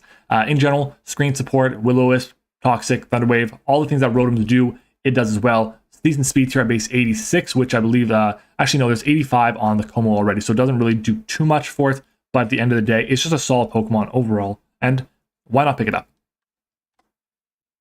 Next up, we have Hyperior. Again, we're talking about reliable stealth rockers. This is like the epitome of reliable rocks to me. And another great Pokemon under Trick Room, which is something insane to kind of add. Whether this thing be weakness policy because of solid rock, weakening super effective moves, or it be Sword Stance, whether it be Life Orb, whether it be Banded under Trick Room, this Edgequake Stab combination just does not have switch-ins. It really does not, especially in conjunction with like Heat Crash and Ice Punch and Thunder Punch and things like that. It is going to be very tough for teams to deal with Rhyperior defensively, as well as offensively. This Pokemon, again, like I said, has great natural bulk. Is great with an Assault Vest. Is great as a physical sponge and a really reliable rocker. It can rock polish as well, set up and sweep that way. So really good Pokemon. I like Rhyperior a lot. Next up is Diancie. This Pokemon is, again, really solid. That's what you're going to see a lot of. At this point in the draft, people are just rounding other teams with solid Pokemon that can fill niche roles. This team right now has one rocker. Now with Diancie, it gets a second rocker. It also gets its first fairy type, which is great. At the same time, it's a Pokemon that is 4 times weak to Steel. However, this team destroys Steel types. It really does, with the ability to have Heat Waves and Focus Blast from the Torn, Focus Blast superpowers from the Thundurus, and of course the Earthquakes from Seismitoad and Close Combats, Drain Punches, whatever from the Marshadow. The rock support is nice. The Calm Mind setup that I can do is really good. Diamond Storm is a really good move in general, and also having Baton Pass for momentum is nice as well. And of course, this thing now gets Mystical Fire, which is amazing. Really good Pokemon at 9 points. Next up, we have Big Toxtricity, not a Stealth Rocker, but a T-Spike setter, which is really solid for a team like this, especially for Kyurem and even more fat Mewtwo sets, because again, we think Life Orb Mewtwo, even like Specs Mewtwo, Nasty Plot, all this stuff. Mewtwo's really fat, man. So I think that's really solid for that aspect of the team, as well as the Rude and Scizor and things like that. Gives him a very solid fire resist, which he did not have up to this point at all. With things like Scizor and Zarude and Kyurem on your team, and Klefki, like Double Steel, it's pretty important to have that. And just a great overall sponge. He has a little bit of a regen core here with the Mienshao and the Toxapex, which is also very, very solid. So good pickup by Hayes, despite me not being the biggest fan of Toxapex in draft. I think it fits here well. Next up, we have Magmortar. For 4 points, if you're running out of points, which Joe seems to be running out of points right now, it's fine. As a fire type, there are better options out there, but this one does provide teleport. It is a really good offensive Pokemon. And speed here, I believe, is like 78, which is not terrible at all. And it can just do a decent amount of things offensively with its coverage for psychic types, or psychic covers rather, psychic coverage, and then Thunderbolt. Grass moves, I believe it gets as well with like Solar Beam, and then of course it gets fire moves that are going to be really, really strong. So, round recap here. Josh, you know this, we told you this already, but Marshadow was not in the top tier of Ubers this season. Okay, there was Lunala and Mewtwo and Calyrex Ice available. Is he talking about round 3? Isn't that when he got Melmetal? Round 3, no. Round 3 Melmetal it's Galar Slowking, because Josh is on the Galar Slowking hype right now. Oh yeah, he's a fellow Glow-King truther. There we go. So what stands out to you, Owen, in round number 8? And Josh, tell me what stands out to you too. Wobbuffet, yeah, that makes sense. Wobbuffet is Wobbuffet. Obviously, the best Pokemon in this tier, though, I will say, is going to be the Suicune. I think you're getting phenomenal value at this point right now. Oh yeah, I love my team at this point. We'll talk about that in the draft now, so I won't hype my team too much. I am a bit iffy on the Rotom pick. Now, while I do love Rotom, it just makes me feel like the Toxtricity pick was a waste. And I feel like they kind of overlap in a lot of roles, and I feel like Rotom does a lot of what Tox does better, other than Break. And even then, I would just rather have a Rotom, and maybe something else could have filled out the team a little bit better. Having the Tox there, maybe a different poison or something like that. But that's, always just being nitpicky as the person. Well, next up is round number 9. And we have, at the minimum, 2 rounds to go. Some teams will have 4 rounds, some teams will only have 2 rounds left. Go ahead and talk about Alolan Raichu.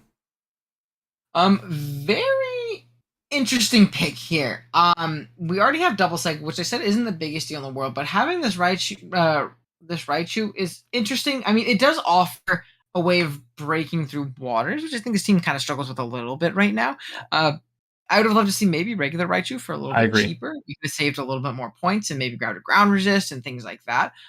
It's not a bad Pokemon inherently, but especially without terrain support, and especially when you have double Psychic already, I think that there are better value picks to grab, something that really bully those waters. And again, having a Steel would have very much so bullied those, or not a Steel, sorry, a Grass would have very much so bullied those waters. So I'm a bit iffy on this pick, I'll be honest, but it's a good Pokemon nonetheless. Next up is going to be Golurk, one of the other lines that actually is able to handle Tarakion stabs. This Pokemon is another rocker, so great. You have 2 rockers, awesome. It is a backup ground type, one that's actually bulky, unlike Dugtrio, and it's a ghost type. Having a ghost type on a team is really nice to be able to take the fighting moves and the normal moves, and it's also immune to electric. So 3 immunities on this Pokemon. It's really, really hard, and it's got a chance to really just come in at certain points in time, break something, punch a hole into a team, so Mewtwo will be able to sweep later on. Really solid pickup by Hayes. The Onion. Oh. We have Celebi. I like this Pokemon a lot. This also gives Kurt a ground resist, which he did not have up to this point, which is solid. Another rocker, again, which is very, very important as well. Having Seismitoad, which is a really reliable rocker, as well as Diancie, who's reliable, but not going to come to every game, and neither is Celebi, but between having Seismitoad, then also having Diancie and Celebi, I think that's really clutch. And again, best move in the game. It's got Healing Wish, baby, which is great for Marshadow, great for Melmetal, and even things for, like, Thundurus as well. I love me some Healing Wish. I feel like I've said it a million times in this thing, but it's one of my favorite moves in draft, and I think Celebi actually fits Kurt's team very, very well. And bug moves aren't scary for him whatsoever. Between Glow King, the double flying, the DNC, the Melmetal, like he'll be fine when it comes to that aspect of it. So good mon. Next up, Xurkitree. I'm a little surprised to see Xurkitree on this team, considering that it's not the greatest electric type. I would have rather see, again, regular Raichu on this team, but Xurkitree, nonetheless, it hits really, really hard, and I guess with Room Service, it could have some utility under Trick Room, which is kind of nice. But it loses a lot because it lost access to Tail Glow in this generation, but it still has Earth Power, or not Earth Power, Energy Ball, and it still has access to the electric moves it has, I believe Dazzling Gleam as well, which is really all you need. And with 173 attack or special attack, you're able to do a lot of damage really fast. I just think there were a bit of better options available for Mario in this draft. But hey, we're going to see what he can do. He always drafts very scary teams. Next up, we have Archeops, and I don't know. I like Archeops as a Pokemon. Actually, it's one of my favorite low-tier Pokemon, especially with Boots really kind of upping the longevity of it, staying out of defeat just a little bit longer. It's a very solid speed tier. It's a good offensive rocker, forces a lot of switch-ins, gets U-turn momentum, all that stuff. But I really fail to see like the direction this team wanted to go with. I actually really like the first 3 picks. I thought they were very solid. This team really lacks direction for me. But at the end of the day, drafts are kind of about what you're most comfortable with. And from what I've heard, I haven't played in the league with Razor, but from what I've heard, he usually drafts more wacky things. And if you look at like Amel also drafts absolute nonsense and typically does very well in a lot of leagues where he's not doing like, too crazy of stuff. And this is kind of reminds me of like something that Amel would draft just because he's like, I like these Pokemon. And, as long as he's comfortable with it, that's the thing. It's just this team lacks a lot of direction for me and like what the draft is trying to accomplish, at least for me personally. Next up, we have Dusknoir going to Imperator. Now, Dusknoir is a ghost type. That's really all I can say about it. It hits kind of hard. That's it. It has Frisk, I think. Shadow Punch, decent coverage, but it's a ghost type, and it's an immunity to fighting and to normal, which his team did not have up until this point. Leafeon, this is the sun abuser we were waiting for. It is a ground resist. Actually, it's a very solid ground resist at that. Has a really, really high Fizz Def stat. It's a little bit more passive, but it does spread knockoffs as well, and it has access to Chlorophyll, which is really clutch with the ground whether it be a sweeper or even just like having a fat defensive mon that's for some reason faster than everything under the sun because of Chlorophyll, even without a lot of investment. It can Synthesis, it can Wish Up, it can Heal Belt, it can Swords Dance as well, and even gets Weather Ball if you want to catch some Farah Thorne that wants to come in and wall you or try and wall you or something like that. So I think actually for 2 points, it's a great pickup. Here is a Necrozma Dawn Wings, and this is the pairing that we're going to see with the Palkia for Ubers. Now, in general, Dawn Wings Necrozma has had some seasons where it's been really good, other seasons where it's been dropped basically immediately. And what it provides is just a Pokemon that destroys anything that is not a Dark type. If it's a Dark type, yeah, you can do whatever you want against this thing. The best option it has to hit you is like Brick Break. And this team, how does it deal against Dark types? Well, there's a Kunk Elder there. That's a pretty good start. There's a Comfy, which can always outspeed them with Triage, which is very nice. So I think it pairs decently well overall. It is really, really bulky. It has basically Prism Armor as its ability, and it can just take any single hit it needs to outside of like really highly boosted, super effective Ghost or Dark type attacks. Really solid option from Ant. Next up, we have Skuntank from Matt, giving him a Grounded Poison, which is really clutch. It is doubling up on the Dark typing, but not the biggest deal in the world. Getting that Grounded Poison, I think, is really clutch with a team that has Tapu Bulu, potentially Zach Rom that's not running boots a lot, that doesn't want to be chipped down, while it's trying to DD up and win, or be a fat and annoying bulky, and especially Slowbro, which is great. And then, just kind of offers that aspect to the team. It gives good priority, gives good defog as well, which some of the removal aspects were a little bit more suspect because it was Zekrom and Landers, which never want to run it. So decent pick overall, good low point value. Next up is Owen picking up the Ribombee. All this stuff that Owen has. And now webs. Okay, backup fairy type. Amazing speeds here at what, like 123, I think it has, 124 around that range. It hits decently hard, and the only thing that really is able to consistently wall Ribombee are fire types with a secondary typing or steel types. And this thing can quiver dance up on a lot. It's infestation with toxic as a way to kind of wear down certain Pokemon as well. It is a really, really solid Pokemon here that I imagine will be coming basically just for webs, and that is terrifying its own right for Owen's team. What the fuck? What the fuck? This man said, I see Calyrex Ice. I'm going to join and get my own Calyrex. He has so many points. He has so many points in draft. This is a ground resist. Kinda. You got time to sell me, maybe? I don't know. My theory to this pick is that Emil wanted to try Calyrex because no other person has ever drafted this. My only caveat is I remember when Crown Tundra came out, there was a BBR season, and they had it in like tier 3, and it was the funniest thing to me. And this just reminded me of that because it was like the idea that anybody would ever draft it. This Pokemon might be one of the worst Pokemon of all time, especially considering it's a legendary.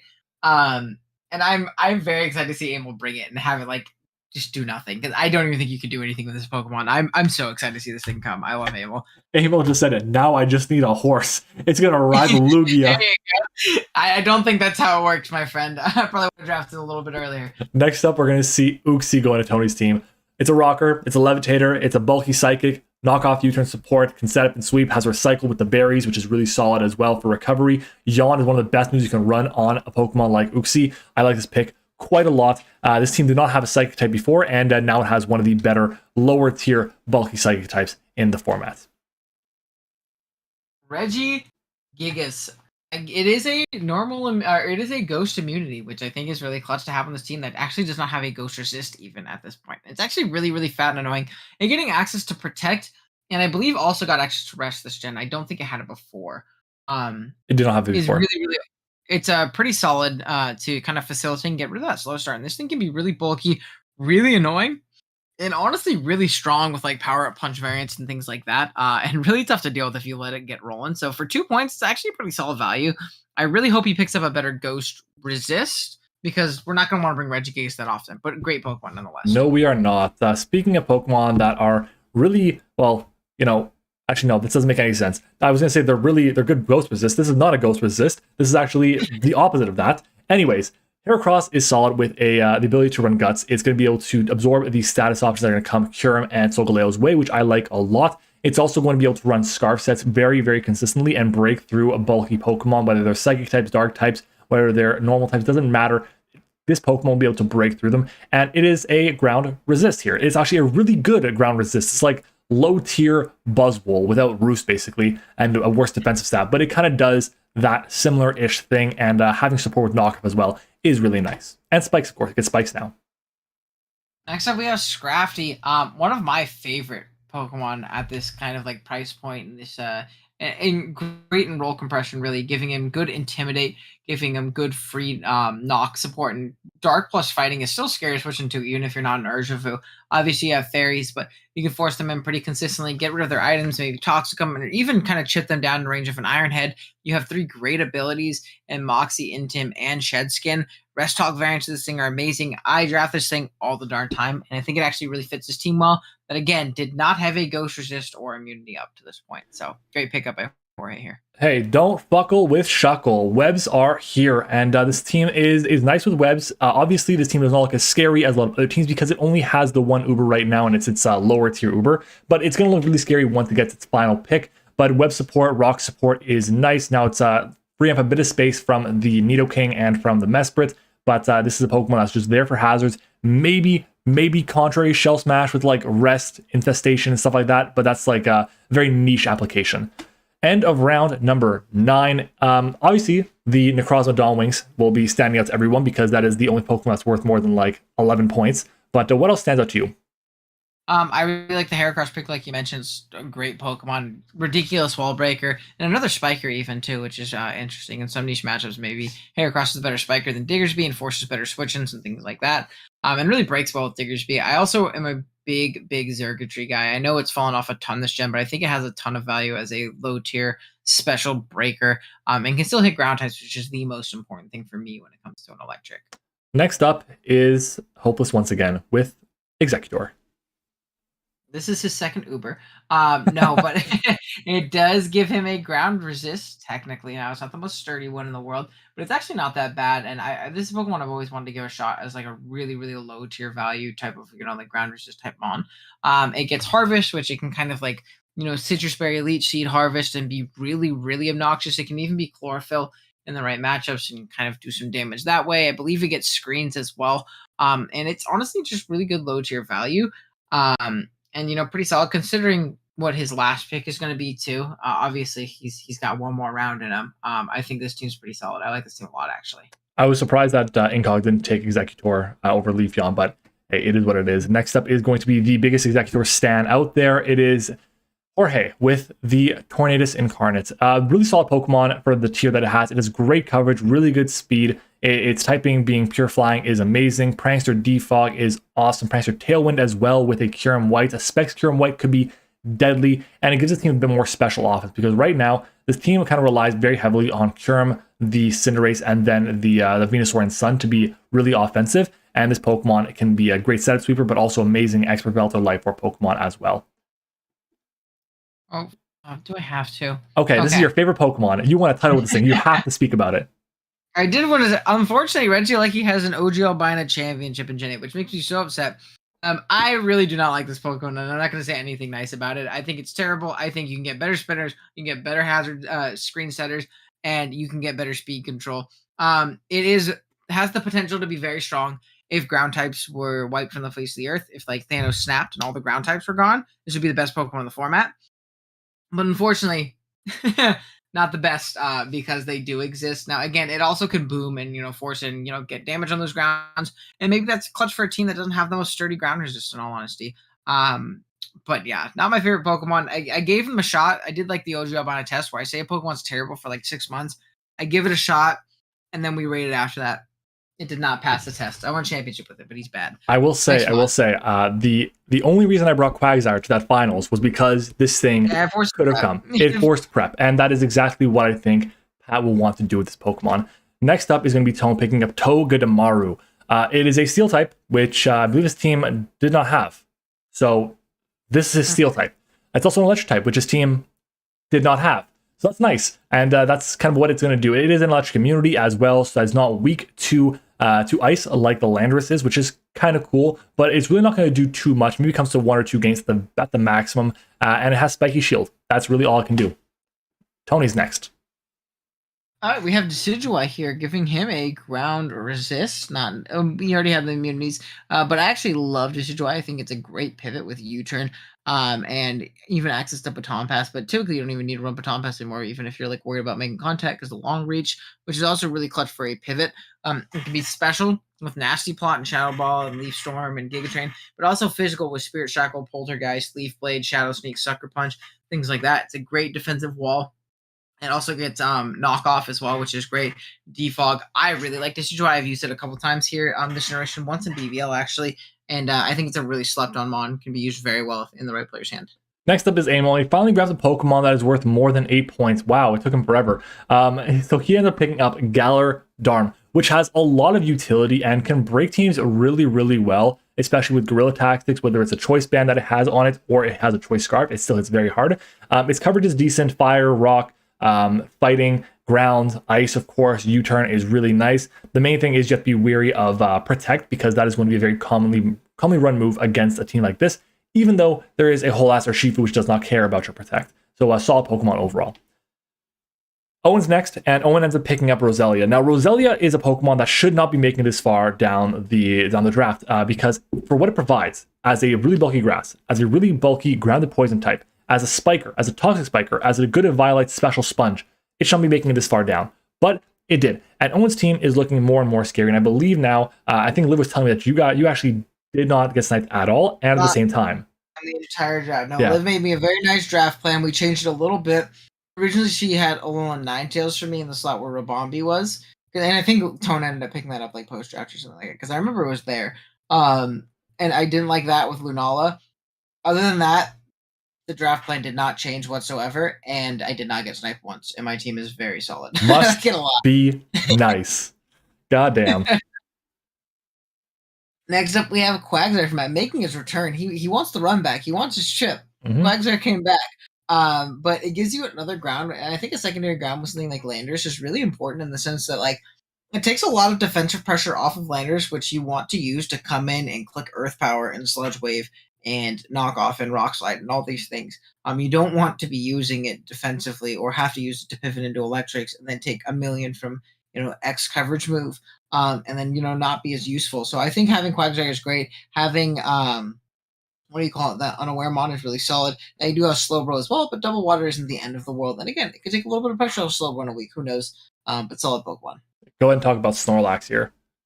I like this pick a lot here from Ant. I think he actually randomly, sneakily grabbed a really solid Trick Room aspect to his team with the Necrozma Dawnwings, the Kunk Elder, and now Snorlax, as well as Palkia actually being able to set up Trick Room. It wasn't something that my team could have facilitated last season, but it is something that it can do in general. And I've definitely seen I could definitely see like a Trick Room service Palkia potentially putting in some demon work in a matchup, as well as Conk going crazy and Necro going crazy and the Snorlax going crazy under Trick Room. It's also a really solid Ghost immunity. His team really deals with Ghost very well now, which is important to have when you have an Across with Dawnwings. Obviously, having that 4x weakness to it. This thing is great with an AV. It's great with Berry. It's great with Rest Talk. It does so many things so well, and I love Snorlax in draft, and I think he's really solid in Ubers as well. Next up is Galar Weezing going to Incog. Now, Incog really needed a Fairy type, and he also needed a Grounded Poison type. So, here's Galar Weezing. I have used Galar Weezing in Ubers, and I do not think it is that impressive. However, Incog's team is really, really offensively based, and having at least one Pokemon come in, sponge one hit, force a different type of coverage move, maybe a Psychic move, and he can go into the Weavile, maybe a Ground move, and he can go into Salamence. This is really, really strong, and I think in general what it provides to the team with Toxic Spike support and the Grounded Poison is really nice. Beep, beep. Beep, beep. Absolute menace of a Pokemon here and charge like smashed through me last season when Matt had yes. it. Thankfully dropped it for finals, which allowed me to grab the dub. But getting the webs aspect of this team is pretty cool, especially for that low 2-point value in having monsters like Moxie Crocodile and Latios and even offensive Zapdos, or not having to run Protect on your Blaziken in some weeks, which is really clutch. I think one of the weakest aspects of Blaziken, and one of the things that kind of deters a lot of people from drafting it, is the crazy 4 move slot syndrome that it has, and this can potentially help out with that in some matchups. Again, eliminating the need for Protect and allowing for another coverage move or Swords Dance or whatever it may be, or even U-turn, and making Mag all the more threatening with webs plus a shift gear can be really annoying, or just webs allowing to outspeed, slower threats, or not slower threats, just like not naturally like ridiculously fast threats. So I think it's actually good value. Next up, we're going to have Razor picking up the second half of the Sand Core with the Excadrill, which is really nice. It is a Pokemon that destroys the Fairy types. Even though we already had a Pokemon that destroyed Fairy types already with the Heatran, is a bit redundant. However, this is a Pokemon that is now treated more as a luxury instead of as a necessity, where this team doesn't have to run Sand. Sand is more like a support option, and while it is expensive, the team is looking really nice and really well-rounded. And when Razor has a team set up that he likes and he drafts himself, there is a chance where he's just going to blow your mind every single time. So I'm excited to see what he can do with the low-tier Pokemon. It's going to free up the Excadrill to be a bit more loose in terms of a game, in terms of a season this time around. It seems like a lot of people are really like kind of digging the Trick Room kind of aspect of Ubers, and I think it's a lot more prevalent in Ubers drafts. We have almost said Excadrill because we just looked at Excadrill. Escavalier here next. Another really good Trick Room abuser, like the Rhyperior, Azumarill, Calyrex, things like that, alongside the rest of his team, which can go a little bit faster and still play the normal game. It's not hard Trick Room, which I think is really important. Solid Steel type as well, only weak to Fire, which is always really, really clutch. Good Ice Resist as well. Take a little bit of pressure off of that Azumarill, which definitely doesn't like being the Ice Resist, as well as the Calyrex, which you don't want to switch into things. You want to just do damage with it. So really solid Pokemon, honestly. And it's a Pokemon that used to get drafted all the time, I feel like, in Gen 7. And I don't see it drafted as much in Gen 8, so I'm excited to see how he does with it. Next up, we're going to see Munchlax. Baby Snorlax has finally appeared, and in general, it is just a fine Pokemon to have as a backup normal type, and can have some utility as a 2-point Pokemon. I would not be surprised if Kurt brought this once or twice at all. It is really fat with the Eviolite and can recover up decently well as well with the rest. It's just this Pokemon that's super solid overall, and that's really it. It's a Munchlax. It's a normal type. That's all. Exactly. Speaking of normal types, but not really normal types, we have Braviary next. Though I don't think having a super fat ghost immunity normal type is needed on Hayes' team because he has the Zarude, which is so good at checking so many ghosts. He's going to have a great time against Gengar, though. But overall, this Pokemon's very interesting. I believe Slacking used it in NCP this last season, which was to some decent success. This thing's solid with a Scarf. It's really bulky, and with heavy-duty boots and like a bulk up variant, like a split-up bulk up variant, it's pretty tough to deal with, in all honesty. Yeah. Having Defiant to deter Intimidate is also really, really clutch. And honestly, not that bad of a Pokemon for 7-point value, and it gives him a Ghost immunity, which is at least clutch.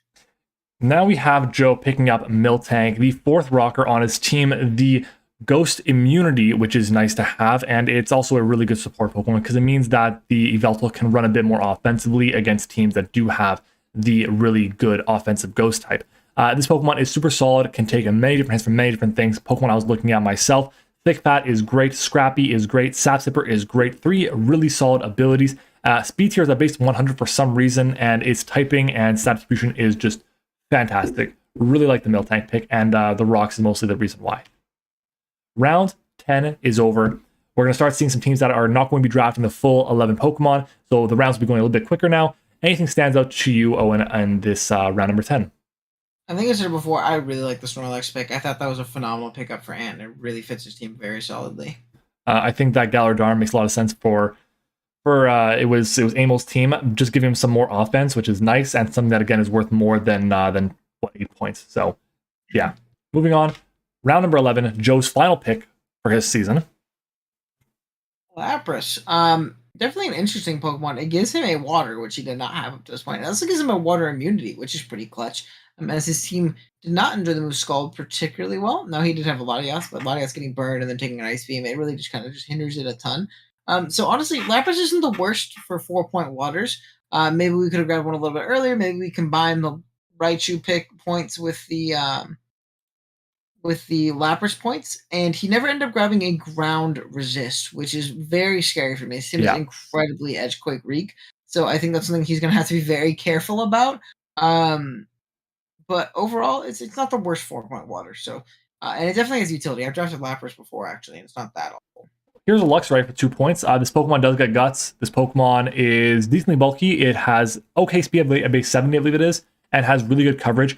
If this Pokemon is able to get the Guts boost off and is able to come in on a slow Pokemon, it can really go crazy. Intimidate support is also nice.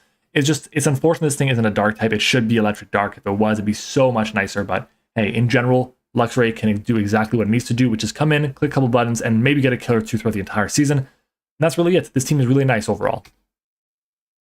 Next up, we have Tauros, which is a really solid Pokemon, honestly. I know a lot of people aren't big on Tauros, but he has a pretty solid Ghost Resist and Hydreigon. He's got to be careful about straight Dazzling Gleams and Focus Blast, but he also has the Porygon as a good normal, too. So having a more offensive one at the end to kind of just come in and click Sheer Force boosted attacks is great. 110 speed tier is also incredibly clutch for a team like this, which is fastest Pokemon, I believe, up to this point was Nihilego. So I was listening a little bit more fast than Tauros, too, on top of this, but he also has a pretty big he pretty well leans into like the Trick Room aspect of his team, so it's not the biggest deal in the world, and I actually really like Tauros a lot. I've used it a ton of times, and I think it's really slept on. Next up, we got Glaceon. Glaceon has some utility. Liv must be ecstatic this thing got drafted. This is one of her favorite Pokemon. Freeze Dry support is nice. Blizzard support obviously is great. It's a really good special sponge. And in general, just has a good bit of utility as well because it is an evolution with like Heal Bell and Wish and whatnot. So solid Pokemon overall. Ice is like a fine typing to have. Yeah. From one good ice type to the next, I don't know. Good ice types. What are you talking about? Good ice types. I thought this was Amel's pick, but apparently it's not. This is a certified Amel Pokemon. I think you can do some funny things with this thing. With what is this ability called? Ice Face. Ice Face. Where it turns into like the little pinhead Larry one, and then it has the big ice cube face. It can do funny things. It can belly drum, and I feel like if you don't prep for this thing and you don't know what it does, you get smashed by it. But I think as long as you like do your research and know what this thing does, you'll probably be fine versus it, to be completely honest. True. So definitely an interesting thing, though. Next up, Amel is up with the Pinsir. Now, Pinsir is Pinsir. It gets Mold Breaker. It gets Rocks. This is a rocker, and it is a ground resist. That is what his second ground resist on the team outside of Calyrex. So his ground resist total 3 points. Love to see it. But this thing is a really good Scarfer as well with Moxie. So I'm not going to say it's not terrible. I've drafted it myself in the past, and I believe it gets knockoff support as well. Superpower, Earthquake, Rock Slide, Bug moves as well. Solid Pokemon overall. Stealth Rock. Yeah, it's Stealth Rocker too. Next up, we have Pangoro here for Tone. Giving him a Dark type, which he didn't have at this point, so it's very important to grab, and a good, strong offensive fighting. Honestly, for 8 points, really not the worst Pokemon in the world. He put in a lot of work. It's kind of puts a little bit of a reliance on that Regigigas to check good offensive fighting types. Or not fighting types, sorry. The opposite, ghost types. But overall, this is a pretty solid Pokemon. I like Pangoro a lot, and it's again, budget or Shifu. It's like Diet or Shifu. In the sense that it's really hard to switch into them other than your fairies, and you can still get caught with a stray like Iron Head or something like that. And, take a lot of damage. Next up, Porygon from me. Oh man, the epitome of low tier value. Mm-hmm. Screw Oddno, I changed my mind. Matt, actually, you do have Double Dark, which is solid for most ghosts. Having an immunity is a really important aspect, and honestly, having just like a low tier split def wall in Porygon, and yes, I said wall. This thing with an Eviolite lives some pretty ridiculous hits, in all honesty, and it can grab pretty good momentum and teleport as well, which is great. So more momentum for this team to get into things like Zekrom and Landorus and things like that. And again, it's going to come from 1, maybe 2 games, but it's something that you have to respect and prep, and honestly is very, very annoying for a lot of teams, especially with Analytic too. It's not as passive as you would think. It breaks the subs it needs to. So I think I kind of messed up my order of slides. Yeah. Wait, no, it might have. I might have messed up my order of slides, but it's fine. We'll just continue along. Here's Meowstic from Amel. Funnily enough, he sniped me. This was a snipe. I was like, yeah, I'll grab Meowstic last pick. I'm like, what the fuck? How did Meowstic go? Amel has like 30 points left, and he took Meowstic again. Whatever. So, like, I don't know what to say. It gets screens. It's got a Prankster. That's really all it can do. But it has that support, which is really nice. Oh yeah, big Barbarical. Honestly, another pretty solid pickup in the sense that like it's a 4-point Pokemon. It's not going to come to every game, but you do have to respect it. Tough Claws and Shell Smash alongside like Earthquake, Razor Shell, Stone Edge, Cross Chop. A lot of these cool options. Even Grass Knot. I've seen some people. I remember J-Bear, Jesse 4, he drafted it in pack, and he almost brought it versus the Urshifu Rapid Strike team. I don't remember who had it. I think it might have been you. And we told him not to, but he really wanted to bring it so he could Tough Claws +2 Grass Knot kill it. So this thing can do some funny things. It's a decent rocker as well. And for 4 points, not that big of a steep of a price point, honestly. Not at all. Now we have a 1-point Sudowoodo. It is a rock type. It is another rocker. I believe it gets Sucker Punch, and that's all I know about Sudowoodo. That's it. It gets a what do you call it? Reckless as well. Reckless Head Smash and Woodhammer. All right then, that does damage. That can do damage. Look at this fucker's smile. What a smile it's got. From Sudowoodo to another 1-point Pokemon in Rayquaza. This really rounds out this team, and in my opinion, makes it one of the better drafts in the entire. I think Coco, Ray, Genesect, and Nito King, Volcarona, Keldeo. Like offensively, this team is terrifying, and then he has great glue pieces like the Mesprit, Mandibuzz, Audino, Shuckle to kind of force a lot of prep for like different hazards, especially webs. Plus like Coco, Nito, what do you call it? Genesect Rayquaza. Really, really scary offensive team. I like it a lot from Hopeless here. The only thing I worry about this team is because you just mentioned 6 really good offensive Pokemon. It's going to be needing to run at least 2 of Mandibuzz or Mesprit if it wants to have any hope of taking any hits, and it may not have the ability to do so every week, which could be kind of scary for Hopeless. And Amol says it's Rocket that Sudowoodo has, not Reckless, which is still fine. Anyways, same thing. It's actually not the same thing. Shut up, Amol. Here is the correct round 11 recap. We did get every single Pokemon here covered, which is good. A couple of teams did not draft anything, and obviously the standout Pokemon here is the Ice Cube. But what else do you think is pretty... Rayquaza was a decent value pick here at the end. Not bad for a one-pointer. I like Tauros a lot though. Like ironically, I think Tauros is very, very good, and Sudowoodo is my boy. So good speeds here on the Tauros, absolutely. Final round, home stretch here. We got the mascot pick for Jorge with the Alolan Eggy 2-pointer. Under Sun is really solid. Overall, just a good Pokemon that has a lot of actual good coverage options and can set Trick Room for itself. Really like the pick here. I think it's just a solid Pokemon for 2 points. Sure, Noctowl here from Matt. Now, talk about checking low tier, checking Ghost with low tier normals. Pretty interesting pickup. It might honestly just be a case of there wasn't much better value. There was nothing there. There was nothing there. Which is what I think is. Now, I won't lie, the pick doesn't necessarily fit. It doesn't like massacre the team or like destroy the synergy. But it's kind of just a Pokemon. Maybe Noctowl comes one week with Tinted Lens and it sets up Nasty Plot and Agility and Hurricanes through some teams or something funny like that. Because there definitely might be a matchup where it can do so. It honestly has a very surprising amount of special defense, which I think is cool as well. But at the end of the day, it is a Noctowl and it is a 2-point Pokemon. So it is literally just so I can have a flying stab move. That's it, because Landorus does not get them outside of like fly. Yeah. Next up, we have the McChesney Park Slowpokes picking up Duraludon with their final pick. It's interesting. It's a dragon type that he already has. It's a steel type, which he already has, but a backup for both of them is not bad. It's got a really good physical defense, really good physical attack and special attack, but pitiful Spadef and speed. But in general, if it drops a Draco Meteor or hits you with a Steel Beam, you're going to feel it. It's going to do good damage. Speed is actually not bad. I think it's like 85 speed. I misspoke. But it gives him a secondary rocker at least. It's true. It's a secondary rocker. That is another rocker for this team. So good for Praetor. Perfect. Clawitzer. Now there's the bulky water we were waiting for. A bulky water. I think if we add Inteleon and Clawitzer together, that might equal 2/3 of a bulky water. But this thing is actually really scary to switch into if you don't prepare for it. There's been a match, I forget what league it was. I played a league where I just didn't build for Clawitzer because like, oh dude, it's a Clawitzer. And then it pulled up and it was Specs, and I was like, damn, I sack something every time. Like it is a Pokemon you do have to respect in the building, which for 3 points, it's all you can really ask for, to be completely honest. It gets Flip Turn for momentum, and it just clicks Water Pulse, Aura Sphere, Dark Pulse, Ice Beam, and it's really strong and annoying. It's actually solid with an Assault Vest too. Maybe a Scarf in some niche matches, but it's a Clawitzer. Not much else to say. And ladies and gentlemen, that is it. That is the final pick of BBL season number 9. Make sure to go and check out everyone's YouTube channels. The links are down in the description of the stream below. The leagues will be going up, the battles will be going up rather, every single Monday starting next week. The draft analysis is going up today. We have a couple draft analysis that are already live. Make sure to go and check out Owen as well. Thank you to him for joining us today. We're hoping for another great season where hopefully you don't repeat. Hopefully. It's my turn. It's my turn. Well, I don't know. Well, it depends on who's saying that. I don't know if I hopefully think that.